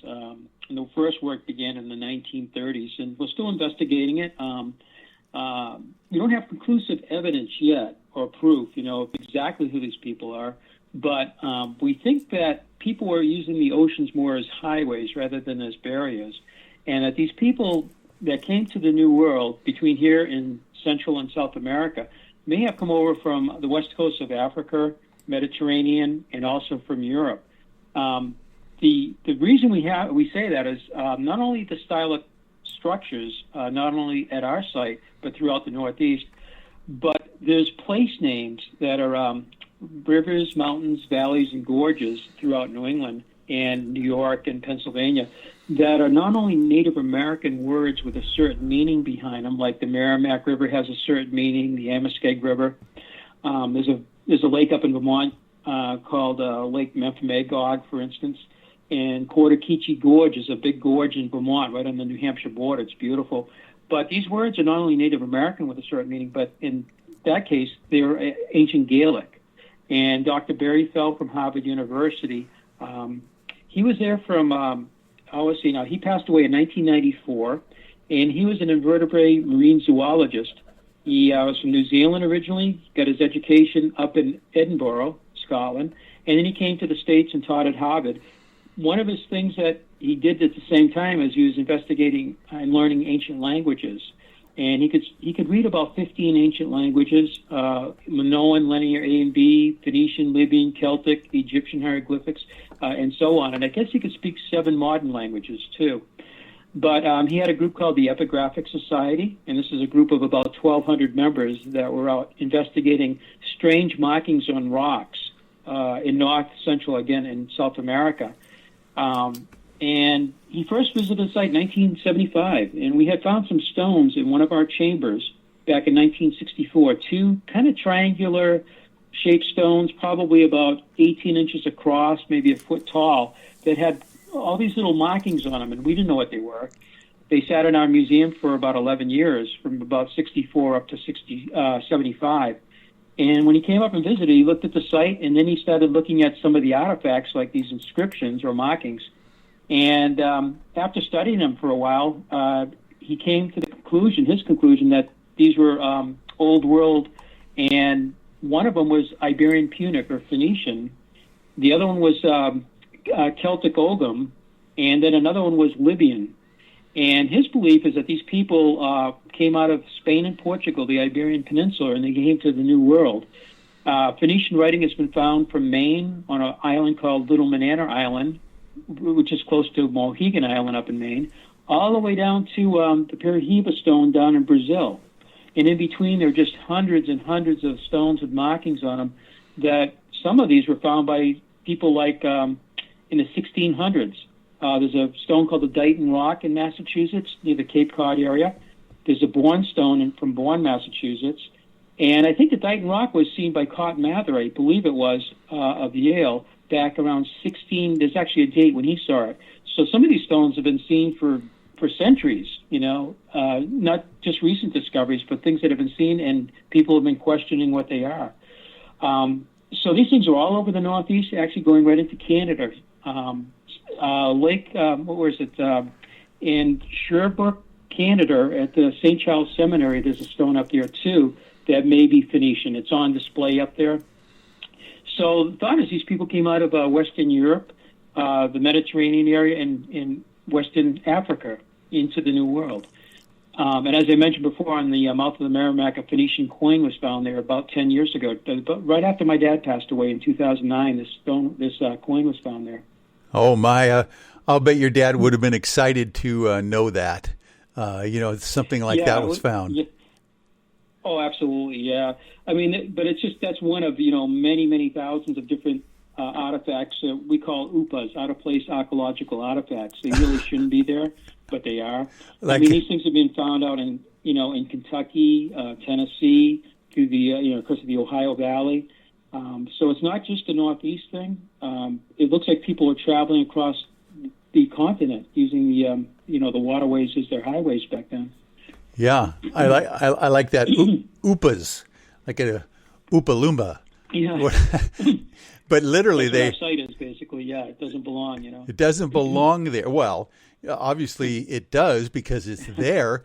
But the idea that right. that our science at this point is saying that this shouldn't have happened, and obviously now you're proving a lot of these scientists wrong. Have you had some serious scientists come out? Well, you've mentioned a few come out and take a look at the site themselves. That would be fascinating to see what their impressions are when they see something that shouldn't be there, for instance. Right, yeah. This New England was supposed to have colonial, post-colonial, and pre-colonial. Should be, Native American, which it is, going back thousands of years. But you shouldn't be finding these stone structures. It's been taught that Native Americans weren't involved with stonework, and that may be incorrect, too. Native Americans may have been doing more building things than we give them credit for or know about, in the Northeast. So that question always comes up. How much did they have to do with our site and some of the other 800 sites? Was it 100%, or were they participants with some other people that came across, to build these sites, But we have had people from different universities and colleges. The state archaeologist, actually, Dr. Gary Hume, he was a state archaeologist in the 80s, I think into the 90s, and he's still around. He's retired now, but he was overseeing a couple of archaeological excavations back in the 80s, and actually up to not too long ago, he actually lent his expertise. What we found is the big stones on the site were taken from the bedrock. The bedrock is granite. It has quartz crystal, feldspar, and mica in it, among different minerals. It is foliated, so the bedrock can come up in layers like layers of an onion. And in 1978, we were joined by a gentleman named Dr. David Stewart Smith. He's from Connecticut originally. He was before he came to our site, for 7 years he was working on megalithic sites in Europe for the British government, and some medieval structures too, doing restoration and repair work. He got his doctorates in historical anthropology, and he had a doctorate in theology also. He was a 32nd degree York Rite Mason, and he was actually a master mason too. I mean, he really could use his hands, on this stuff. Oh. But what he did is he was researching the way the stones were quarried, shaped, transported, and built into structures at our site. And he worked in a couple other sites around the Northeast also. What he found is the big slabs were actually, they were propped off the bedrock, so whoever these people were, the original quarry people, knew how to raise up layers of bedrock, and some of these are multi-ton, slabs. Some of them weigh up to 14 tons. They would raise them up, prop them with a field stone, one of these glacial rounded field stones, say 1 foot to 2 feet across, and they would stick it underneath of it, hold it up in the air, and then they would take another stone, a stone hammer, and they would start bashing the edge of it. And the technique is called percussion flaking, and it's like making an arrowhead when you nap it, but on a grand scale. And that's where Dr. Gary Hume, the state archaeologist, was invited down to actually observe an excavation in front of one of these big prop stones. And that stone was found in 1982 by one of our staff members. She was having a picnic lunch and sat on it, and our staff had been instructed to keep an eye out for these big stones, because on the main site, there's roof slabs that are, like I say, up to 14 tons. And we wondered if there's some still left out on the hill that were never brought up to be used on the site. It was never finished. And sure enough, she's sitting on it in 1982. She looked down. She noticed the edge of it was all serrated, where somebody might have been striking it with a stone hammer. She also noticed it was propped up, and when she got underneath and looked at it closely, it looked like it was a stone holding it up. So she brought that to the attention of Dr. David Stewart Smith. He saw it. He was, kind of, again, blown away by this thing. He's like, wow, I think we have a stone in situ. It's never been moved from its quarry site, but it has been worked, much like an arrowhead. And Dr. Gary Hume, the next year, in 1983, they actually excavated. They found all the little spallings that came off the stone when they struck it along the bedrock, which had been covered with several inches of dirt, very slowly, the hilltops being covered by about an inch every 100 years. It's wind-blown particles and vegetation decay. So they get down to the bottom of that dirt right on the bedrock, and there's all the little flakes down there. And Dr. Gary Hume said it's unmistakable that whoever quarried these big slabs was using Stone Age technology, not Metal Age technology. So stones like the monoliths that are lined with the sun, moon, and stars were actually shaped or dressed using that technique. The roof slabs, the wall slabs, the sacrificial table, all of these stones were quarried. And today, since I retired, we have about 34 of these slabs. I think we found 20 of them in the last 4 years. And we're still discovering them. I'm sure next year we'll find another one or two of these out there. Some of these are 1,000 feet and down the hill in multi-ton stones, and they're just sitting there, and the edges of them all have that serrated look like the edge of an arrowhead. You know how that little dimpling it is in it? Right. And they're just sitting out there. We call them lazy stones. Saw a TV show last year. Some of the stones from Stonehenge came from Wales. And when they were showing this show on History Channel, I believe it was, I said, that looks just like our quarried stones. It has been removed from the bedrock, and the edge of it's serrated just like ours. And one of the things they mentioned on there is the stone never made it to Stonehenge or whatever its destination is, so we call it a lazy stone. It's really no fault of the stone itself. It's just that people never moved it. And that's what we have at our site. But instead of over 150 miles from Stonehenge, our stones, again, some of them are up to about 1,000 feet.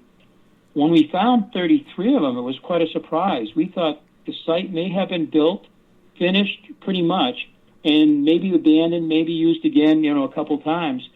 But we didn't realize that I think they had a grander plan for the site. And these are really large stones that probably were intended to go on the site and build a much bigger complex. And then it's like, well, what happened? Where did these people go? Why did they abandon this, So that's another big question that came up that we haven't been able to answer. And that's just in the last couple of years. Wow. Oh, that's fascinating stuff. Now, this is amazing. Is there any indication of how obviously there are indications now that these are being hewn out of the granite, the actual stone itself, but is there any indication on how they might have been able to try to move these massive blocks of stone back in those days using Stone Age materials? That's another great question, too. And I know Dave did a lot of research on that. How many people would it take to move, each ton of stone, and some of the stones are multi-ton, especially uphill. One thing, though, we found out is the hilltop probably was mostly bare bedrock at the time the site was built about 4,000 years ago. And we always thought that, but in 1990s, that woman that was the president of the Hampshire Archaeological Society from 1992 to 1997 began a shovel test pit study. A shovel test pit's basically a 50-centimeter diameter hole, and they use shovels on that, and they dig down and they look for artifacts and geological data. And if they see something archaeological, they'll stop, and then they'll put down the meter squares, and they'll divide the meter squares into 4 quadrants, and then they'll use the toothbrushes and trowels and photograph everything. Well, she ran probably about 70 of them across the 110 acres, so not quite one per acre. But since then, we've done a bunch more, so we have over about 1 per acre. Her husband was a doctor of geology at Tufts University for 30 years. He was a doctor there and very knowledgeable about, the whole New England area, the Merrimack Valley area where we are. And he was a great aid to her in the New Hampshire Archaeological Society. So basically what she said was that it appears that the hilltop was 75% bare 4,000 years ago, 25% covered with some glacial soils and other soils and vegetation. And that would be, that's really interesting because if you're looking at astronomical alignments, for one thing, you don't want to look at a forest. You can't see the sun rise or set on the horizon or moon or stars or anything like that. Also, when I send a crew out there in ancient times and say, gee, I need a stone about this big, can you go out there and look at the bedrock, and you're going to have to, separate it, raise it, and then dress it, and then transport it. Well, today you really couldn't do that because there's a forest up there, and it's dirt covering the bedrock. So you'd be like, where am I going to look? It's all woods, dirt, and a lot of brush, How am I going to find the bedrock? So they didn't have that problem. The ancient people would have walked around pretty much a bare bedrock surface, And once they raised up the stone and separated from the bedrock by working a fissure or crack, propping it, dressing it, and reducing it slightly in size by shaping it, then they could move it on bedrock, which is very solid. And they might have used log rollers. Today, with the dirt up there, those log rollers would just sink right into the dirt, and you wouldn't be getting anywhere, you know? Yeah. And on the main site, there's a whole network of underground drains, or like storm drains. Some of these run up to 75 feet. I saw something like this when I was in Delphi in Greece back in the 80s, and like that looks a little bit like our storm drainage. These weren't really to collect water. They were really to get rid of water, just like a storm drain works. And some of the bedrock has actually been shaped. They actually channeled the bedrock, and then the channel will run into an underground man-made drain. And they're parallel walls, maybe half a foot to a foot high, and then they have capstones, just like the stone structures have. And then some of these run 75 feet. And when it rains and when the snow melts, all of this goes into the drains. But the point is, today there's dirt on the site, on the main site too, although some of it's bare. 4,000 years ago, when you had bare bedrock with very little vegetation and dirt to absorb rainwater or snow melt, it would just puddle up all over the site. You'd have water all over the place up there puddling up. But the ancient people, you know, with the bare bedrock, they actually channeled it, and they created all these underground drains to keep the place dry. And it was engineered and built before the chambers were built above it. So if you have a pretty clear hill, you can see the alignments with the sun, moon, and stars. You can go out there and, you know, look at the bedrock and say, this is a great spot to remove a piece of, you know, slab. We can work it, and then we can move it on top of the bedrock with log rollers, perhaps. And then, you know, and then the drains were necessary to keep the place dry. So sometimes, you know, I've heard some criticism, well, if you have an astronomical site, there's a forest up there today, how can you see it? Well, it wasn't always like that. You have to go back in time to see what the environment looked like, you know? So that's some of the things we've been studying. Good point. So indeed, this not only was, you know, a fault line, an archaeological site, but also whatever was built there was literally looking towards the stars and aligning themselves with the night sky, I would imagine, as well. Absolutely, yeah. These people were probably very, very good observers of the heavens. They didn't have all the, you know, the lights in the sky we have today, kind of making it hard to see the stars, you know, at night, especially in cities, you know. Right. You can't see them in the cities. But yeah, so they were very attuned to the heavens. It was kind of important to them, I suppose, for the mythology and for the religion, but also for like hunter-gatherers, you know, when were the migration of the animals, you know, when to plant a seed, when to harvest a crop. Our site has, since 1965, when a CBS show came out called, I believe it was A Mystery of Stonehenge. So in 65, a book came out called Stonehenge Decoded by Gerald Hopkins. He was from the Harvard-Smithsonian Center for Astrophysics. And he was from England originally, but he believed Stonehenge was a computer, not only for, you know, predicting the, you know, the 365 days of the year, the seasons, the cross-quarter days, which we have at our site too. So the quarter days are your seasons, the cross-quarter days are days in between, but also the lunar cycle, which is 18.61 years. And if you could predict, or actually if you could track the moon over the 18.61 years, it's been said that this might be able to help you predict when eclipses are going to take place. And if you're a priest, you know, a priest astronomer, or you're, you know, at the head of, you know, hierarchy, and you can tell your population that, you know, this is going to happen on a certain day where the sun's going to go, you know, the moon's going to pass in front of the sun and it's going to go dark, or the moon becomes eclipsed. You know, you have a lot of power over the people. You know, they'd be in awe of you if you could predict that. Our site has the solar alignments, so we have 8 alignments with the sun. The quarter days everybody knows are the seasons, but the cross-quarter days are days in between, and some of these are still celebrated today. One of them is it's November 1st, and it's All Saints' Day, the day after Halloween. The ancient Celts called it Samhain. It looks like the word Samhain, actually. Right. So this is one of the quarter days. That was actually the beginning of winter. The winter solstice, which today is around December 20th or 21st, would be midwinter. And in February, we have the cross-quarter day, which is actually, it's called Imbolc, or Imbolc. And it's Groundhog's Days around there, and Candlemas. That's the beginning of the spring season and the end of winter. And then we get to March, which we think of as the first day of spring, March 20th or 21st. So it would actually be the mid-season of March, or spring. And then we go to May Day, which is the ancient Celtic holiday of Beltane, or a bell. And they had the Mayfairs. We used to have Mayfairs in the United States. You know, the Russia would have all the military hardware brought out. That was Beltane, the beginning of summer, end of spring. And then we go to August 1st, the end of summer, and the beginning of the fall season, and then the cycle repeats itself.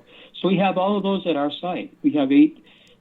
So in 1967, we finally cleared out the very first avenue. It was about 700 or 800 feet of trees we actually removed.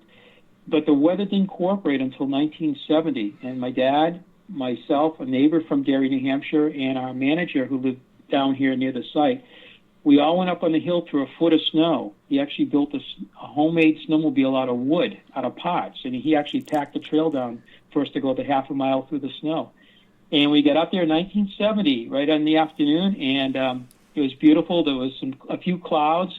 And just before sunset, the clouds kind of parted, and the sun set right on what we call the winter solstice sunset. And as we stood there, we said, you know, we may be the first people witnessing it since maybe 4,000 years ago, the original builders perhaps. So that's when we really started doing more with the astronomy in 1970. And we opened up more of the avenues to these, look like big arrowhead-shaped stones, several feet tall, and stood on their end. And again, these were quarried stones and, you know, positioned for the longest day of the year, shortest day of the year, and all that. By 1973, we actually hired a professional surveyor to come up and survey the stones and the walls. And over the next 5 years, because the money was a little tight and everything, they would come up and do some work. They'd go back through the computations, and then they come back and do more. But in 1977, we had enough data that we sent it to the Harvard-Smithsonian Center for Astrophysics in Cambridge, Massachusetts, and they put it through their computer.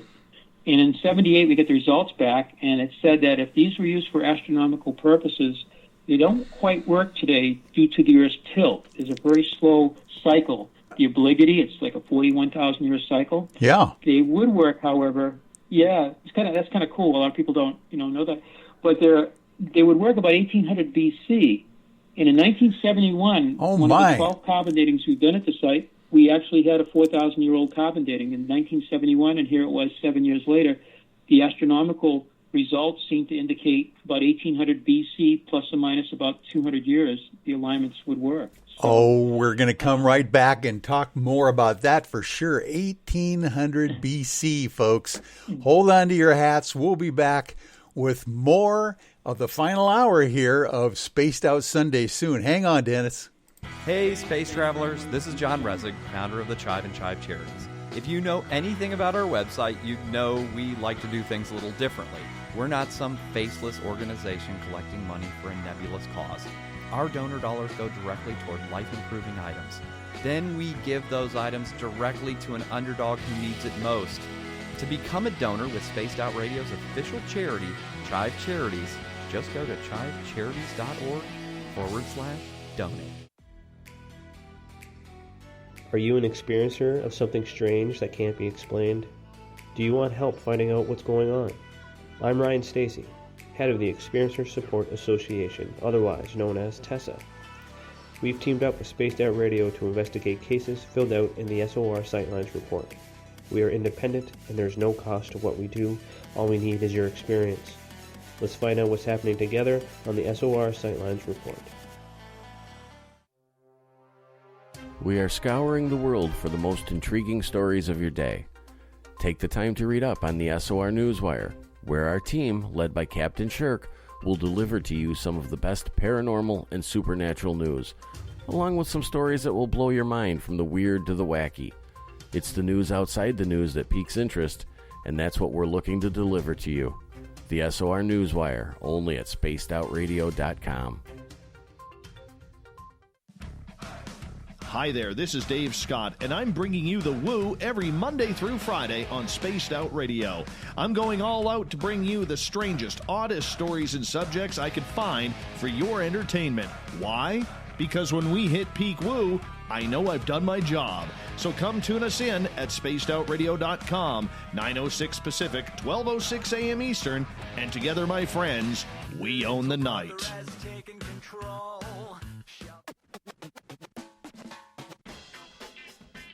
The SOR Vault is open for business, and do we have some cool swag for you to pick up? All you have to do is head over to our website and click on the SOR Vault. You have a variety of cool logos to choose from, and put them on anything you want. T-shirts, hoodies, hats, coffee mugs, you name it, we can get it to you. So do your shopping by supporting the store you love. Get your Spaced Out Radio swag at the SOR Vault today.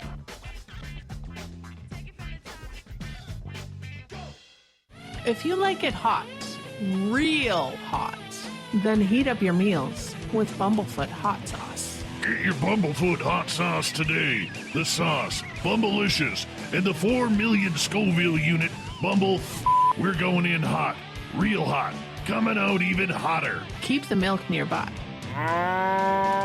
and tantalize your taste buds tonight. Bumblefoot hot sauce, available now at kajans.com. Hello, space travelers. It's me again, Carl. Don't forget to join the Space Travelers Club for just $5 a month and follow Spaced Out Radio on Twitter at Spaced Out Radio. Our Instagram, Dave Scott SOR. Our Facebook page is Spaced Out Radio Show. Our archives are free at youtube.com/Spaced Out Radio. Come woo it up with Spaced Out Radio today.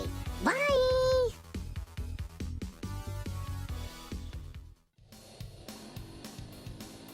We all know on Spaced Out Radio we love a good beard and mustache, so why not take care of your facial hair with Mighty Moose Beard Oil?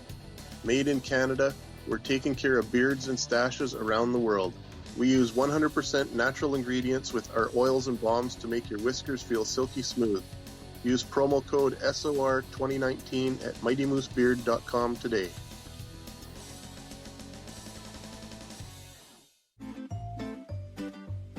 Looking for creative ways to get your company out in the public? How about advertising on Spaced Out Radio?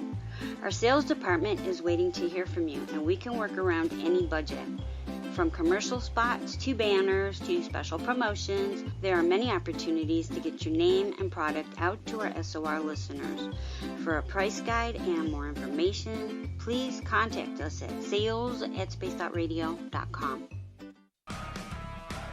Get your horns up with me on Spaced Out Radio. This is Ron Bumblefoot Thal. Come tune in to SOR where you can hear me rock out with Little Brother is Watching, the official theme song of Spaced Out Radio. And then come on over to bumblefoot.com where you can find out about my tour schedule, my music, and everything else. Bumblefoot.com keeps you up to date on what I'm doing and the best way to stay in touch with my music and music camps. Sign up for my newsletter at bumblefoot.com and remember, Little Brother is watching. Hi, this is Amber Beckrud, and I want to invite you to subscribe to our YouTube channel where we store all of the SOR show archives for free. And as an added bonus, every 2 weeks I'm posting brand new content on Cryptid Tales, where I will get into some of the spookier legends and folklore from around the world and tell the stories that go with them. Find us at youtube.com/Spaced Out Radio and check out Cryptid Tales today. Drop a comment and let me know what you want to hear. See you there. For the price of 1 cup of coffee a month, you can become an SOR Space Traveler. The Space Travelers Club is a place where you can interact with other listeners, either live during the show or on our great forum. We want your stories, pictures, comments, and ideas. You'll get live video streams, exclusive content, and be a part of our newsletter. Stay in touch with everything SOR. The Space Travelers Club is just $5 a month at spacedoutradio.com. Hey everyone, I'm John Edwards. And I'm Stacey Edwards. Together we're taking over Saturday nights on Spaced Out Radio, where we're going to bring our own experiences of the paranormal and talk to the best people we can find to help bring you answers to your strange tales. We're here to entertain your need for weekend woo! So tune us in at spacedoutradio.com starting at 9:06 Pacific, 12:06 a.m. Eastern, where we can all get a little spooky together. Spaced Out Saturday nights right here at spacedoutradio.com.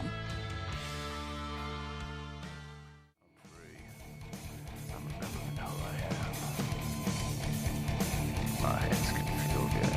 I'm free. I'm remembering who I am. My hands can feel good. I'm free.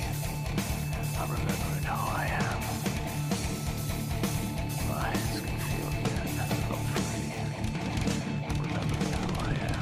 Well, welcome back, everyone, to the third and final hour of Spaced Out Sunday. I am your host, Michael W. Hall. Thanks for being with us during this amazing show.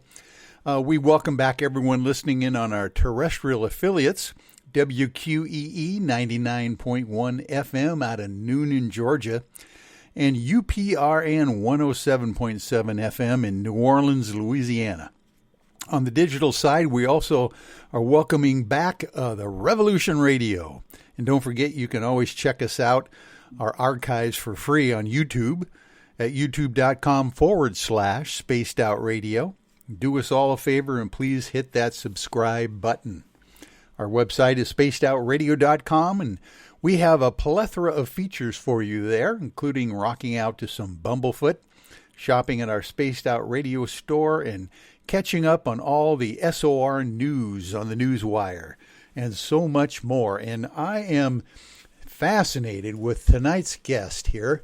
Dennis Stone is with us from America's Stonehenge. And Dennis, we were just talking about the fact that in reality, there was some studies done on the night sky and the alignment of the stones at the American Stonehenge site that your family owns, and the fact that these stones would have lined up to the winter solstices and these various things that are tied to the astronomy and the stars. But 1800 BC, about 4,000 years ago is what you're saying that this site seems to correspond to. Is that right? Oh, that's correct. Yeah, Mike. Yeah. Isn't that fascinating corroboration right there of the idea that this thing has been around for a long time and was used for that purpose? Absolutely, yeah. And so the work's been going on for over 50 years on that. And it seems like most of the ancient sites, around the world, a lot of them are aligned with the sun, moon, stars, and in some cases planets. So they're very their movement is very it's not a regular kind of where the planets the sun's pretty regular. These are the planets are not. Like Venus is one that the Mayans were very interested in. The Aztecs were very interested in that. But, so we have alignments with the sun, and then the moon goes through its 18-and-a-half-year cycle. The next one coming up, actually, is 2025. It will be called the Lunar Major Standstill North and South, both moonrise and moonset. And we have never seen that at our site. We know that when it was surveyed, it works. But empirically, we've never been up there to watch it because there's been a forest in the way, even though they were able to survey through the trees to these particular alignments.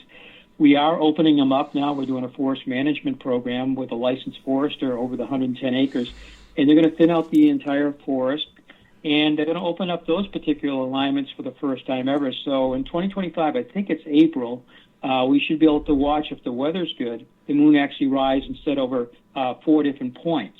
And then 9 years later, it goes to what they call the lunar minor standstills. And those have been opened already, and they're actually over some of the cross-quarter days that I mentioned before.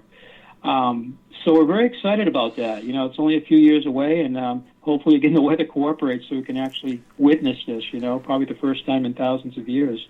Yeah, I would imagine it would have been fascinating for you to stand on that snowy hill and see that fascinating alignment that you mentioned earlier before the break.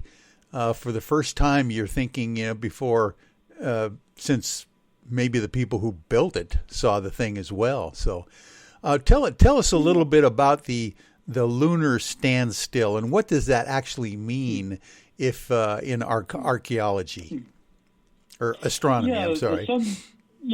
Exactly. The sun goes through its cycle in 12 months, but the moon also goes through a cycle, and it takes, again, 18.61 years. And that's because the moon's orbit is tilted 5 degrees to the Earth's orbit around the sun. And that results in it going through these extremes because the Earth tilts about 23.5 degrees roughly. 2025, the moon will be about 28 degrees above that the plane of the ecliptic. It will be 28.5 degrees above it and below it. And then when it goes to its minors, it's actually 18 degrees above and below the plane of the ecliptic. Our site is just one of the many sites that actually, were set up to follow that moon cycle. If you go to Carnac in France, I've been there. There was a 65-foot, 350-ton stone that they believe was stood on end at one time. It's in 4 pieces, and one section's missing today. It's called the Grand Menhir Bezi, the big broken monolith. And this thing's gigantic. And they could see it from about 15 miles away at, 8 different points, for the moonrise and for the moonset, for the minors and for the majors. And that's just one instance. Stonehenge has that alignment.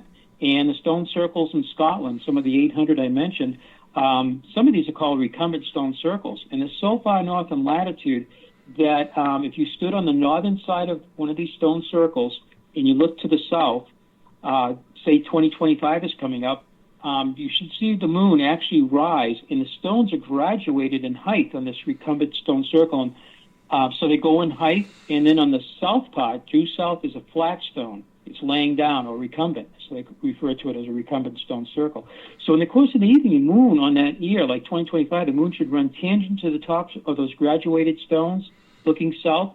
The moon rise, and then the moon go overhead at zenith, and then it will set, go right down the other side of those graduated stones. And then you'd have to wait another 18 and a half years to see this. And a guy named Meton, I think it was, actually a Greek, and I think at the year well before Christ, he actually observed that if you were born in a certain phase of the moon, say like a full moon or a waning gibbous or crescent or whatever, you would have to wait almost 19 years to have that on your birthday again. So this lunar cycle was known about, going back into the Greeks, but it goes back even further into what would be the Neolithic, the New Stone Age, going into the Bronze Age in Europe. They're actually tracking the motions of the moon. And if you track that again, it's thought that you might be able to predict eclipses. So again, having great power over the people, perhaps. Yeah. And so our site is a calendar site, with the sun and moon. And that Harvard-Smithsonian report said we have 26 alignments with the sun and moon and the North Star. But due to precession, and the precessional cycle, the precession of the equinoxes is 25,920 years, almost 26,000 years. And the Earth wobble results in the change of the seasons. The signs of the zodiac change very slowly. We're going into the age of Aquarius. And if the polar axis is pointing at a star at that time, it will be the pole star. Today it's pointing pretty close to Polaris. But if you go back to the time of our site, roughly about 2000 BC, the star was Thuban. And Thuban is also called Alpha Draconis, even though it's not the brightest star in the constellation of Draco. It was the pole star. The Egyptians at that time would have been looking at that, and that was what they thought was the gateway to heaven. You'd be seeing this Thuban up there, and it's not circumpolar, it just stays in one place. The imperishable star, they had different names for it. They thought that was a very, very special place. That star doesn't go around in the course of the evening, it just stays put. Very slowly, though, the Earth's precession actually takes it so that Thuban is no longer the pole star. Then you had a period of time when there was really no star there. They're all circumpolar. And then it gets to Polaris about the time of Columbus, and it's been our pole star ever since. In about 13,000 years, there'll be a star called Vega. And there's another star out there called Deneb. It's part of Cygnus, the Swan, the Northern Cross, and that will be a pole star at some point, too. But our star would have been Thuban. And one of the things the Harvard-Smithsonian report said in 1978 was you have 24 star alignments, and we didn't even know that, They said you have star alignments. So we had a professor from Penn State, Dr. Winkler, who was professor of astronomy and archaeoastronomy from 1964 up till his retirement, I think about 1999. And he got involved with our site. And he started doing all the research of not only looking at the alignments that we knew just to confirm the solstices, equinoxes, cross-quarter days, and the lunar, he was also looking at the star alignments. And he verified again that we have Thuban aligned with that. We have a big stone that looks like an arrowhead, and the star is over that, 4,000 years ago. But he found some of those other 23 alignments with the stars, including the Pleiades and Arcturus, I was trying to think of a couple other ones there, but the Pleiades are interesting because those are kind of bookmarks on the growing season. You know, you can see the Pleiades a couple times of the year, and this will tell you when to plant the seed and when to harvest the crop. So we have Pleiades alignments. He said 500 AD and 1000 AD, and we have stars with Sirius and Betelgeuse are actually aligned too. So he found some of the 23 alignments from 1998 when he joined us till 2001, and unfortunately he didn't quite finish that project, and he passed away suddenly. You know, I think he had a heart attack, and since that time nobody's really picked it up again. So we still have to do a little bit more research on the star alignments. They're called helical, star rising. I don't know if you're familiar with that. Of course, pretty cool, actually. Yeah. Oh, that's fascinating stuff. By the way, I want you to know that a good friend of mine, Dr. Marilyn Childs, is watching and listening to our show, and just fascinated. She was the very first female to get her doctorate in archaeoastronomy, and I know that she is just fascinated with what you're talking about on your site here, with all these, these cycles that are lining up with the stars that deal with the precession and how many thousands of years ago it had to take to hook up with certain stars. You mentioned the star that was the pole star back in your site's time. How do you spell that name? Is it Deneb, you said, or what was it? Oh, not Deneb, but that was a pole star in Cygnus. Yeah, this is the Thuban with a T as in Tom. H is in Harry. Okay. U is uniform. Thuban, or Alpha Draconis. And okay, and got it. That would have been pole star for about 1,000 years, roughly that. Maybe, it would have been a little circumpolar, but. Got it. Now. But Thuban, yeah. And it's Draco the Dragon. That's the constellation, and it kind of looks like a dragon to me. Yeah. Because one thing we have found is serpentine walls at our site just in the last 4 years. Oh, tell us about those.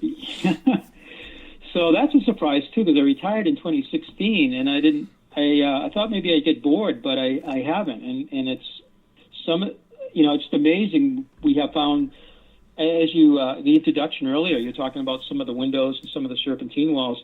So a serpentine wall will be a wall that has a head, either a boulder, like a glacial boulder, or a stacked head of stones, and or a triangular kind of boulder. And they look like the head of a serpent, actually, these boulders, and they're various sizes. And we have 13 that we found just in the last 4 years at our site, and they range in length about 30 feet, and the longest one, we believe, is 2,550 feet. And the walls can be linear, so they can be a straight serpent. Some of them can be rectilinear with a tail or the head is 90 degrees to the body, or they can be a curvilinear, so they wander back and forth like the shape of letter S. Yeah. S-shaped. Yeah, and I saw my first one was the smallest one we have, actually, and I looked at it and I said, my gosh, it's on the outcropping of bedrock. It's only about 30 feet long, maybe. It seems to have a head, and then the body or the wall tapers down to a flat stone. I said, farmers weren't building walls like that. They're usually, walls are built for boundaries, field clearings, and stock fences, or all three in New England. We have about 250,000 miles of walls in New England, the most of anywhere in the world. And they're built out of field stones, usually those rounded type of rocks. And they make sense when you see the farmers' walls, And sometimes they're built by professional stone, wall builders too, for farmers, they'd hire them, But these walls, these things kind of meander. They don't go anywhere. And, these walls were surveyed by a professional surveyor back in the 70s, and he did a lot of research on boundaries, and he says, these don't fit onto tax maps. These are not boundary walls. These are not your typical farm walls. And one thing that caught our eye is a lot of these walls have big slabs of stone stood up either as astronomical alignments, because that's one of the walls that goes 2,550 feet around. It has every foresight. So when you have an alignment, you have to have a back sight and foresight, like a gun sight, to see the sun or moon or whatever object you're looking at. And that actually has every astronomical foresight in it. And that is a serpent wall, and it's twice as long as the Great Serpent Mound in Ohio, which is about 1,350 feet. So the first one I saw, I was like, oh my God, I think I got a snake here, but I didn't know of any others anywhere. But there are. And we're finding out now that we have 13 at our site, but they're in the Berkshires in Massachusetts. They're in North Stonington, Connecticut. I mentioned that earlier with the earthquake fault line. 8,000 features. There's about 400 serpentine walls there, varying from 30 feet to about 300 feet. And again, they can be linear, curvilinear, or they can be rectilinear in shape. And they're absolutely beautiful. And you look at it, you go, oh my God, it is a serpent. You've got a head, a body, and then a tapered tail generally. Sometimes in the middle of the body, it's fat, like a serpent ate its prey. I think that maybe Draco, the dragon, could have been inspiration. And I know out at the Great Serpent Mound in Ohio, they think that's possibly the inspiration for that mound, too. And it's astronomically aligned. It has a solstice and equinoxes out at that mound in Peebles, Ohio. We're finding these serpent walls. Connecticut has over 400. Rhode Island has several dozen. Mass has some. New York has them. Pennsylvania. And when I went to a meeting in the fall of 2016, I thought we had the only serpent walls. And at this meeting in Groton, Connecticut, a gentleman stood up and did his presentation. And he was from that area of North Stonington. And he just wrote a book called Ceremonial Stonework, which I had seen on one of the tables. I said, gee, this has got 8,000 different features. It must be all of New England, but it was not. It was just that one town and we consider that one site. A site can be one chamber in a town, or it could be 8,000 features in one area, and we'll call that one site of the 800. So he spoke, and he did his PowerPoint presentation. I'm like, oh my God, that's exactly what we have at our site. And I had found my first serpent wall in April of 2016, and this meeting was 6 months later. After he spoke, a lady from Colorado spoke, in the eastern part of Colorado, with her two male colleagues. They did it by Skype, and she's showing serpentine walls in eastern Colorado. In fact, one of them looked exactly like one of ours. And my wife and I just sat up in our chairs and looked at it. We couldn't believe it.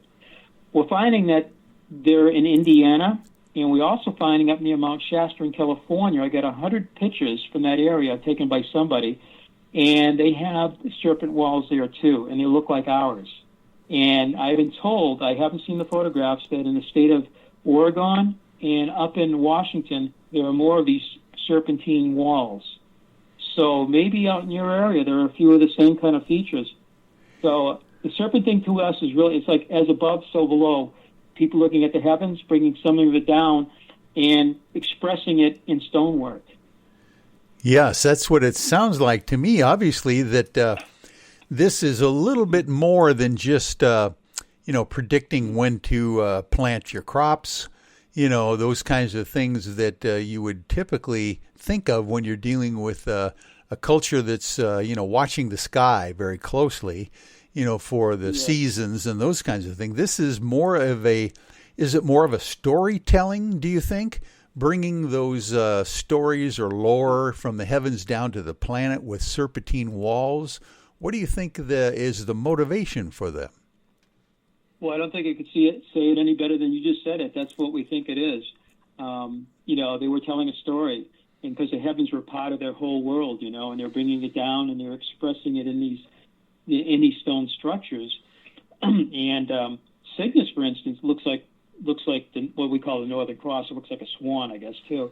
And some of the shapes of structures I've seen in Mexico as well as in Ireland and in England, too, I believe. We've been to those. They shape them like a cruciform shape. So that may have been an inspiration, the Cygnus. And Deneb will be a pole star sometime. But there is a geometry, too, a megalithic geometry that's found in the Old World. And the lady that you mentioned, the doctor of archaeoastronomy, we had the opportunity to meet Dr. Alexander Thom back in 1982 in Scotland, in Dunlop, at his home. And some consider him the father of archaeoastronomy. Oh. And he studied on this in 1934. He was an engineer at the University of Glasgow, and then he became the University of Oxford. He was a doctor of engineering there, too. And he spent during the war, end of World War I, working for a couple aircraft companies. In World War II, he was working on wind tunnel tests, high speed and low speed. And the Spitfire was actually designed in the high speed wind tunnel. And after the war, they used his wind tunnel for supersonic testing. So he was an engineer, but when he was sailing into Callanash, in an ancient site, they call it the Scottish Stonehenge. It's a beautiful megalithic site on one of the islands in Scotland. And when he sailed in there on a sailboat to camp for the night, I guess, he looked up and saw the moon rising over these beautiful standing monoliths, these huge standing stones. And that just got him for the rest of his life, you know. And then his son, Dr. Archibald Tom, a doctor of engineering, also got involved. And they went out and started measuring these sites. One of the things they found, there was a standard unit of measure. And they found it all the way from Scotland all the way down to Brittany and France, and plus Ireland and that area. It's called a megalithic yard. It's 32.64 inches. And it can be divided into inches, divided by 100, I guess. It can be a megalithic rod, which is 2.5 megalithic yards. So they actually had a yardstick. These people were engineers when they were setting up some of these 50,000 megalithic sites in Western Europe. They actually, just like we would do today, they would measure something, and they actually had an ancient Stone Age measuring system. We think we have that over here at our site. Oh, my. Yeah. That's fascinating. And it's fascinating to think that whoever the builders were and how they ever got there, traveling across the oceans, those kind of things, they brought those standard tools, those measuring sticks with them, obviously. Yeah, that's what it sounds like, yeah. Because back in the 1930s, the first archaeologist, or antiquarian really, worked on the site, Mr. Goodwin from Hartford, Connecticut. And he was an insurance millionaire from Hartford. His first cousin was J.P. Morgan. Oh. Morgan died in 1913, and Goodwin was quite a bit younger. He died in 1950, but Goodwin was really interested in where Columbus landed, where if Leif Erikson came into the New World with the Vikings. He lived in Columbus, Ohio for 15 years, and he was out mapping some of the 10,000 mounds out there, man-made ancient mounds. He was out there on weekends measuring them for the State Highway Department. That was over 100 years ago. When he eventually became aware of our site and he moved back to New England, he was just flabbergasted. He couldn't believe these stone structures existed. And he wrote a couple books. One book was called The Truth About Leif Erikson, and then the book that was really about our site and about 14 other sites in New England that were built out of stone was called The Ruins of Great Ireland in New England. So, so Goodwin had a foreman named Roscoe Whitney, and he was an MIT engineer. And he put him in charge of the work on the site, cleaning the brush, cleaning up, cleaning all around the site. And then they did some excavations and repair work on the site. When Roscoe was there, he set up a plane table, and he took cross-sections, profile, and plan views of the site. And these were very well done. They were done, very, very precisely.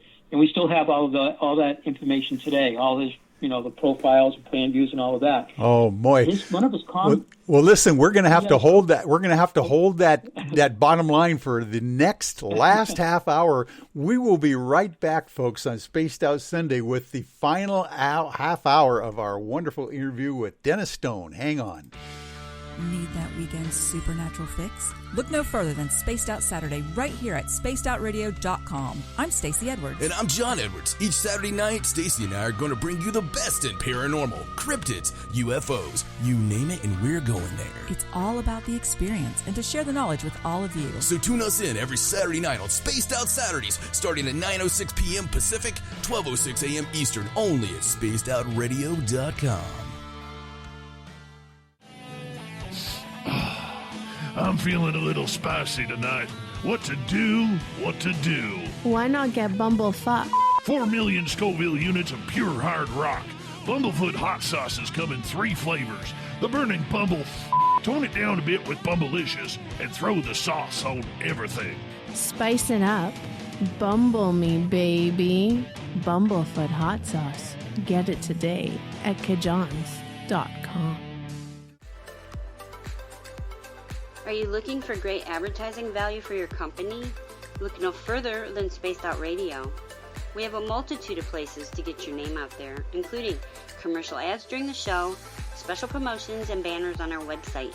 Our audience is proven to support the companies that support our show. We can make your budget work for you. So for more information, please contact us at sales@spacedoutradio.com.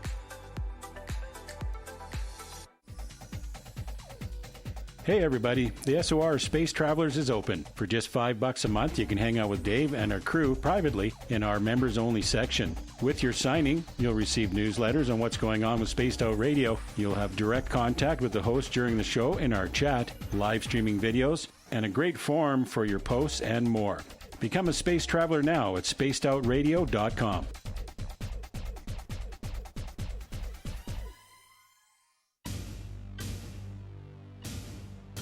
You wanted new SOR gear, and now you can have it. The SOR Vault is fully stocked with t-shirts, hats, hoodies, mugs, and everything in between, with great logos for you to choose from. So head on over to spacedoutradio.com, click on the SOR Vault, and go shopping. Pricing is quite affordable, and you can look good representing your favorite show. So go to our website and pick up your new SOR wear at the SOR Vault today. Are you addicted to the woo? Good. Me too. This is Dave Scott, and you can woo it up with me every Monday through Friday, starting at 9:06 Pacific, 12:06 a.m. Eastern, for 3 hours of great entertainment in the subjects you love. UFOs, ghosts, cryptids, intuition. Yes, we hit it all 5 days a week. Look for us at spacedoutradio.com, where together, my friends, we own the night. At spacedoutradio.com, we are keeping you up to date on all the news with the SOR Newswire. Captain Shirk leads the team that is bringing you the news of the day and exclusive stories on everything paranormal and supernatural. It's free to read, it's updated daily, and it's right there for you. The SOR Newswire is a one-stop shop for the news of the day. Check it out at spacedoutradio.com today.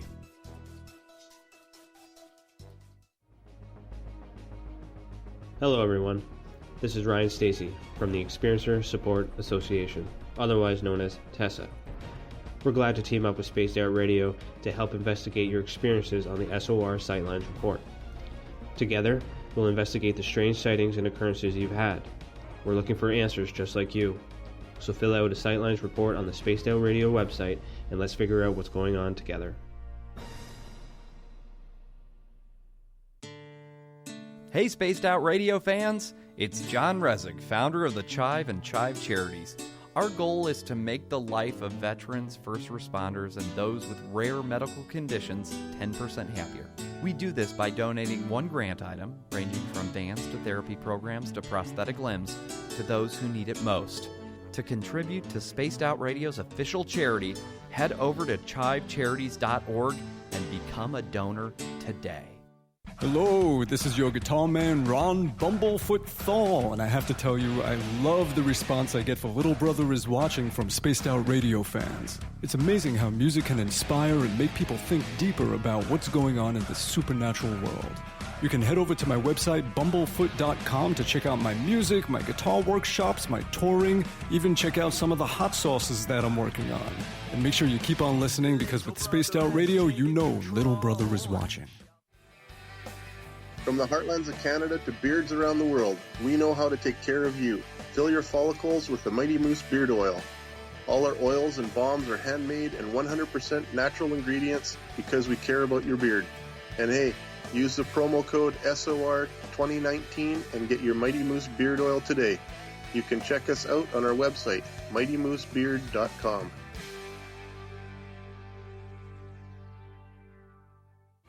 We're adding to the entertainment online for Spaced Out Radio. I'm Amber Beckrud, and I want to invite you to subscribe to our YouTube channel and check out Cryptid Tales, where I will take you on a journey into some of the strangest legends and lore from around the world, relaying the stories to you of the strange creatures and experiences that people have had throughout time. You can find Cryptid Tales at youtube.com/Spaced Out Radio, and while you're there, don't forget to check out our free archives and leave a comment. See you there.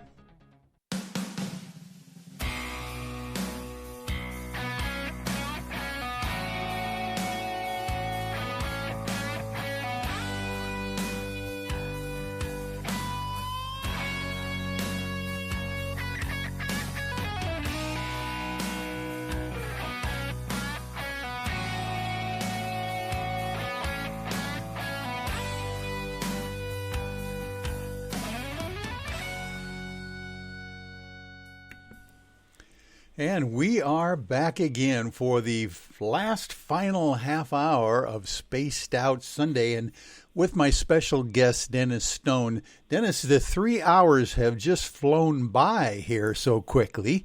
I want to thank you for all of this fantastic information, and I can imagine Peter Davenport is probably still at home listening to all of these historic things that you have been relating to me.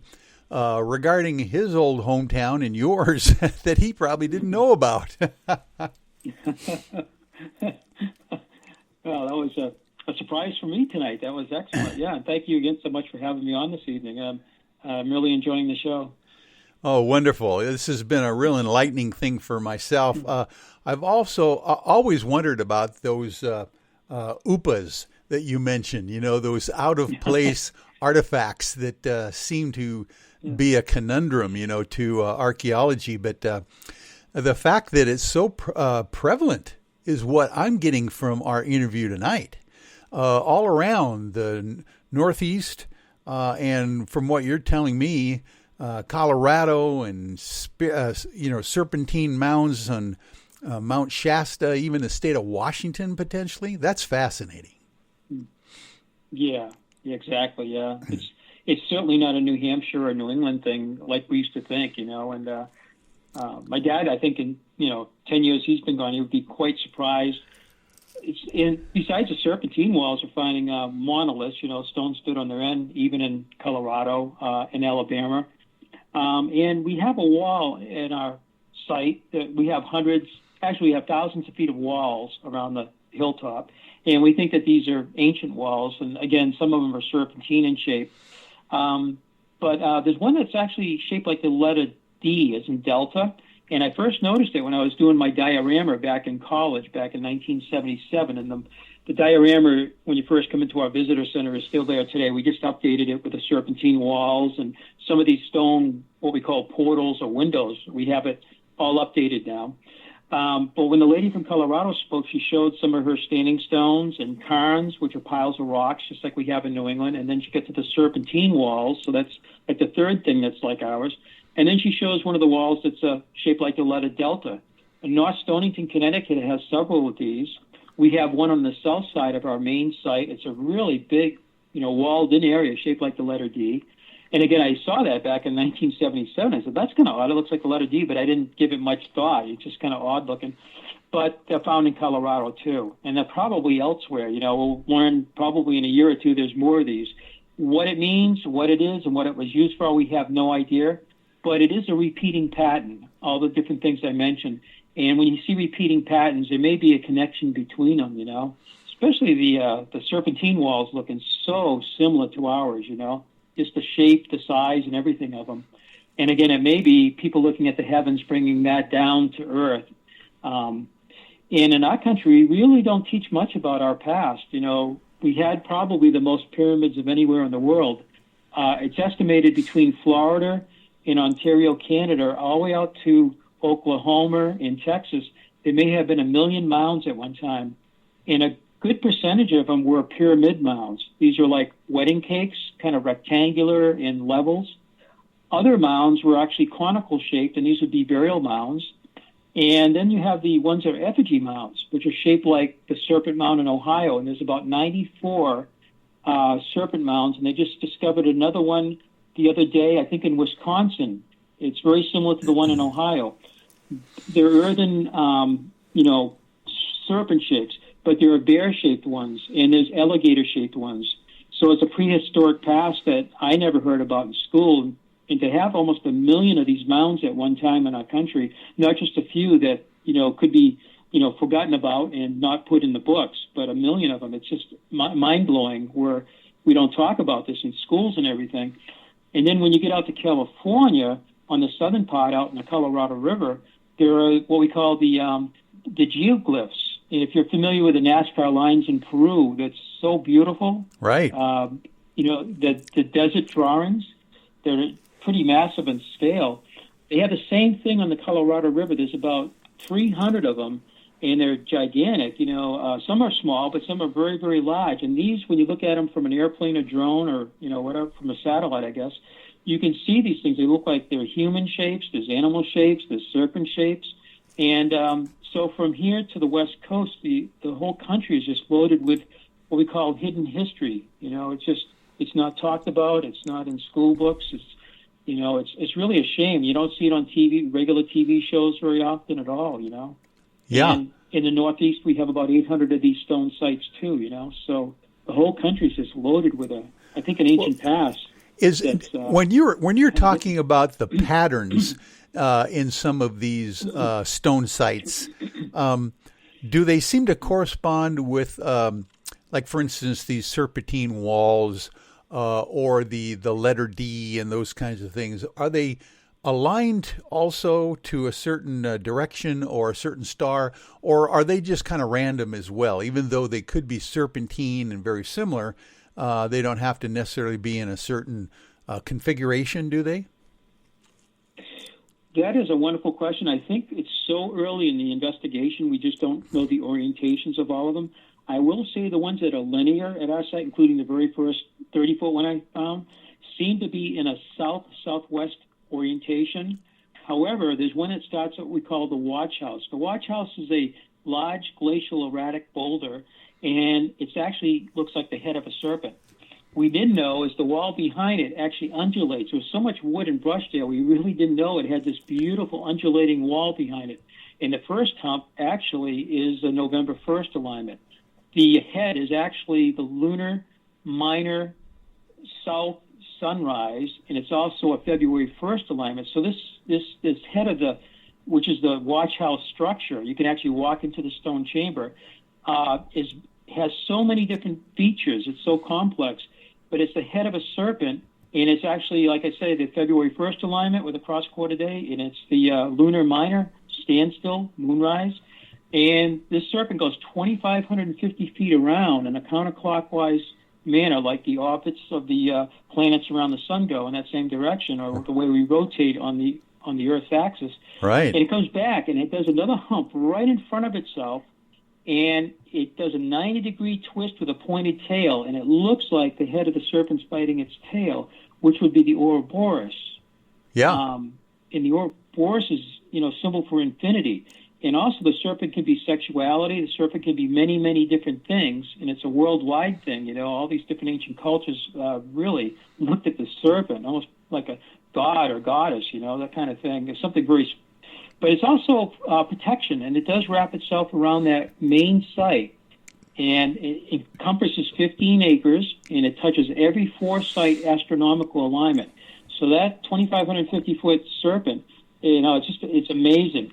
But we just found out that the sunlight goes into that chamber. We cleared out the trees with that forestry project. We're not quite done with it yet. And it illuminated a quartzite stone on the back wall of the watch house on the spring equinox. It will happen in the fall also for the sunrise, roughly 8 o'clock in the morning. And I think Eddie might have sent you the video on that. And it actually frames that quartzite stone. Was much more dramatic than I thought it would be. Wow. And it actually ends up like a finger pointing towards that stone at the end. It's similar to Newgrange in Ireland with that 300-foot diameter structure with a 65-foot tunnel with a window box on the winter solstice, not the equinox. And on that morning of the solstice, they have a lottery in Ireland, and they choose so many people each year, and it's like winning megabucks to go into that and actually watch the sun illuminate the back of that cruciform chamber. It's supposed to be like the sun's the male, the sun rays are fertilizing the womb. And it's on that day that occurs, and because winter solstice is the end of the beginning of the new, and, fertilization, and, the earth is coming back alive again, that kind of thing. Oh, man. The Newport Tower, that is pretty cool. Yeah, there's other places that do that too, but our site has it on the equinox, which is kind of cool. Oh, that is fascinating stuff. Just think these, we always think of these ancient cultures as being very primitive. And of course, now we're knowing that these are much more sophisticated people than we ever thought of, obviously. Even though they're maybe not having the technology that we have, they knew what was going on. They knew what was important to them, of course, in their lives, having to do with, tracking the time and the seasons, etc. Dennis, we've got just a few minutes left here on our wonderful show. This has been awesome and a historical lesson for me. But, I would kick myself, I think, if I didn't ask a seasoned commercial pilot like yourself, who has how many years that you were flying for our skies out there? Yeah, I flew for 42 years and 37 professionally, the first few building up hours, and going to college. Oh, my. And then 35 with the airlines, and I ended up with about 30,000 hours of flying at the end. Well, thank you for your service, by the way, because I know that is a civilian service, definitely, and all the thousands and thousands of hours that you've put in up there. I just have to ask, I always like to ask of any pilot out there, was there anything unique that you saw, now that you're retired, maybe you can mention it, if anything that you did see that was strange when you were working? Yeah, I mean, I didn't have any encounters of the third kind, we could really identify something up close, and that's pretty true at night. I flew in the UPS system, actually, 727s back in the 80s. I did that for 3 years, and all we did is fly at night. And I flew with a lot of Vietnam pilots and Korean War pilots, and they had some stories about things they saw, which was always interesting to kill the time, flying out of Louisville, Kentucky to wherever we flew to. I flew home quite a bit, too, which was kind of nice in the 7.2. I love that airplane. But, yeah, we saw a few things, we pointed out, because we flew at night, and we're red eye, and we didn't see the sun for a week at a time. We flew a week on and a week off, particularly in the winter. And, every now and then you see something like, is that Venus? Is that a landing light from another aircraft? Is that something on the ground? And then it might change colors, things in the distance. So, yeah. Those were just too far away to identify.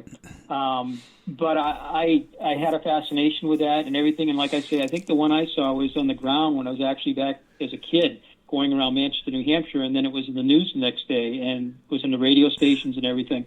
But a number of my pilots, my first airline before I went to UPS, were down on the Hudson Valley in 1983 and 84 during that flap. Oh, my. And they actually got their names in Newsweek. Yeah, I was friends with those guys. They ended up in Newsweek, and I think probably Time Magazine did a story, and maybe some of the papers did it. And that's where some of these stone structures are. We have 800 sites. Over 200 of them are located in Putnam County and Westchester County.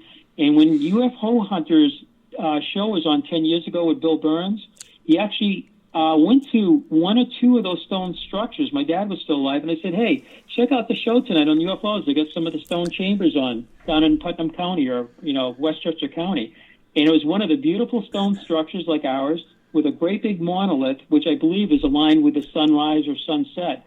But the reason they did that is because there was a big flap of UFOs back in the 80s. And as I mentioned, a couple of my co-pilots, they actually ended up in the news because they got kind of needled by us a little bit.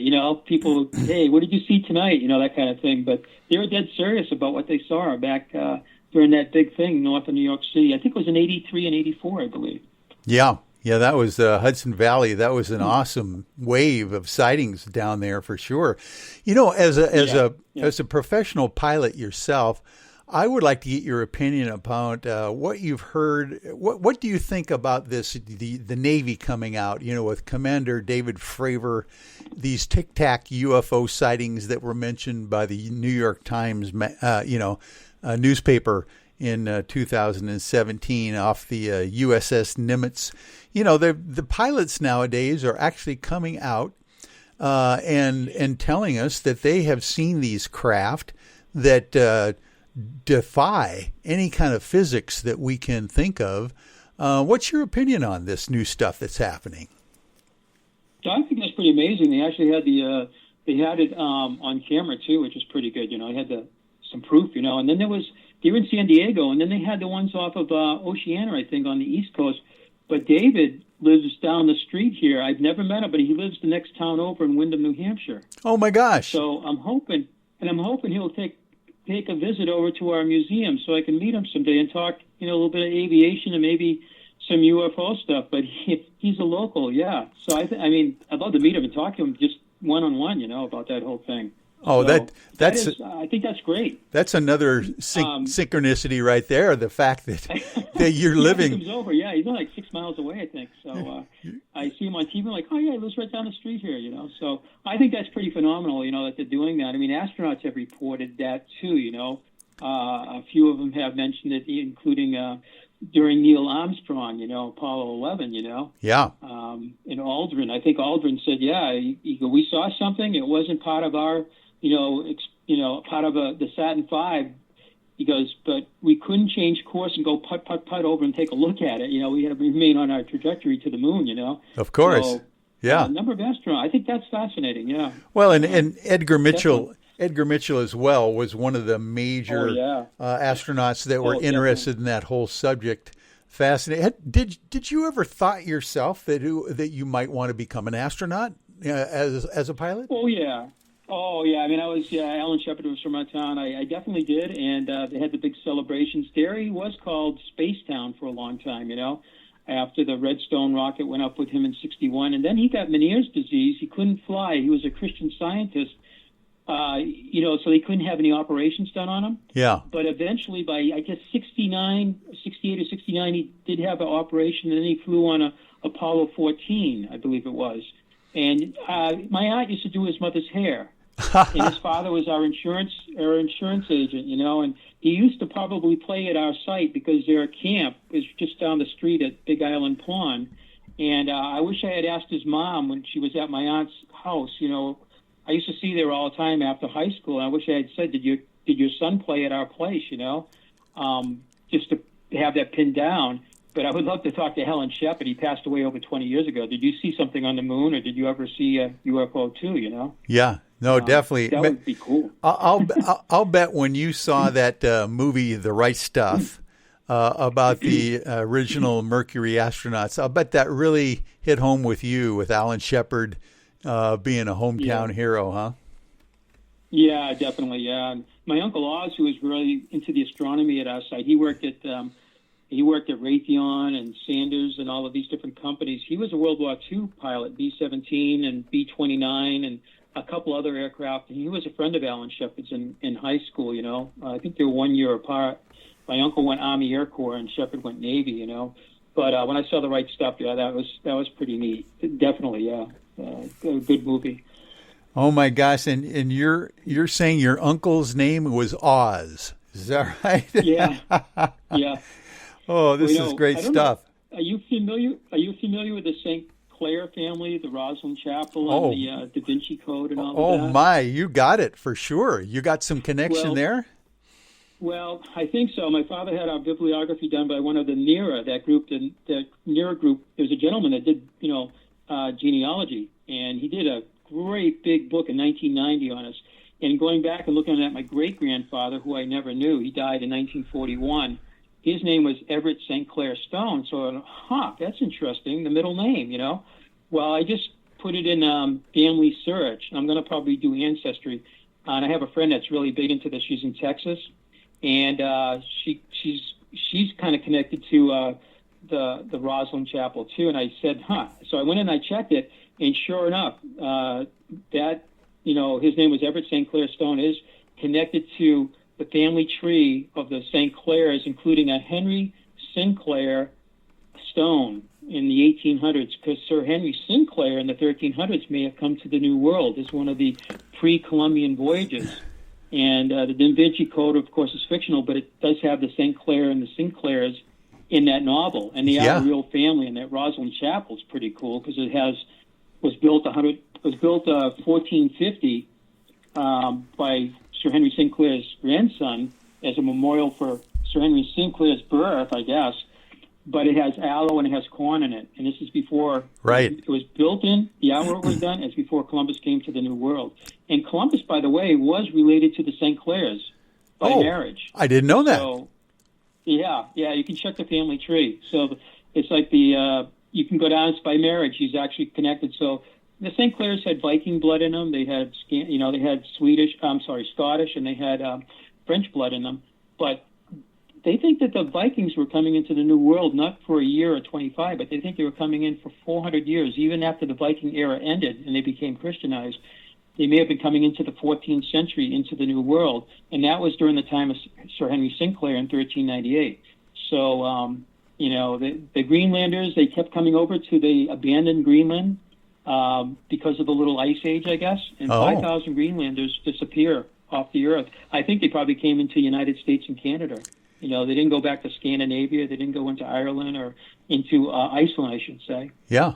So and there's always the story as well of the idea that Mary Magdalene escaped, right, the Middle East and went to somewhere around Rosslyn Chapel as well in France, and literally lived there. And of course, some blasphemers believe that she was actually married and had Jesus's sons or children, and that's where the lineage comes from. And the St. Clairs might be connected to that, Holy Grail lineage, from what I gather as well. That's just fascinating stuff. Oh my, we have covered everything here, from UFOs and the Dairy News in Derry, New Hampshire, to Stonehenge, and all this wonderful stuff. Thank you, Dennis, for being my guest tonight on this real special episode here of Spaced Out Sunday. I hope you had a good time. I had a wonderful time. Thank you so much. And I love the show this evening. I hope it come back again. I enjoyed talking to both of you tonight. And thank your audience, too. I had a wonderful night now. All right. Well, you just enjoy the rest of whatever night you can. Maybe get some sleep finally here. I'm sorry to keep you up so late, but this has been fascinating, and we will definitely have you back on the show at another time. So we've got to get an update whenever some new stuff happens out there.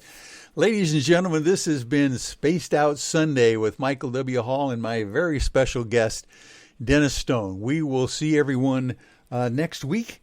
And, of course, we will talk to you as soon as we can on the flip side of Sunday, Spaced Out Sunday.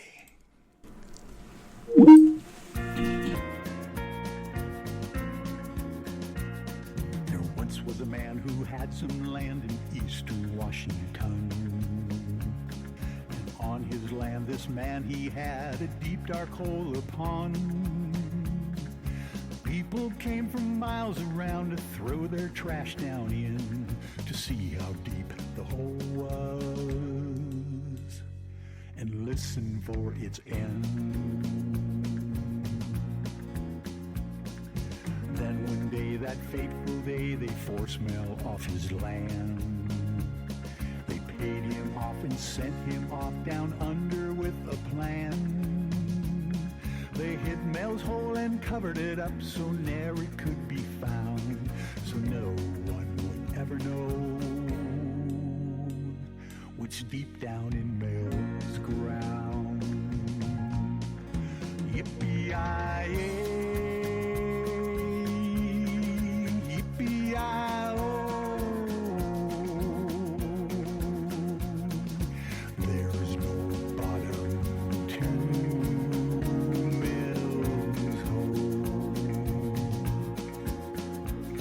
So if you chance to find yourself in eastern Washington and hear the legend of Mel's Hole, be wary, my dear one. Don't ride alone at night on that Mustache Ridge, but listen carefully to the moaning deep within.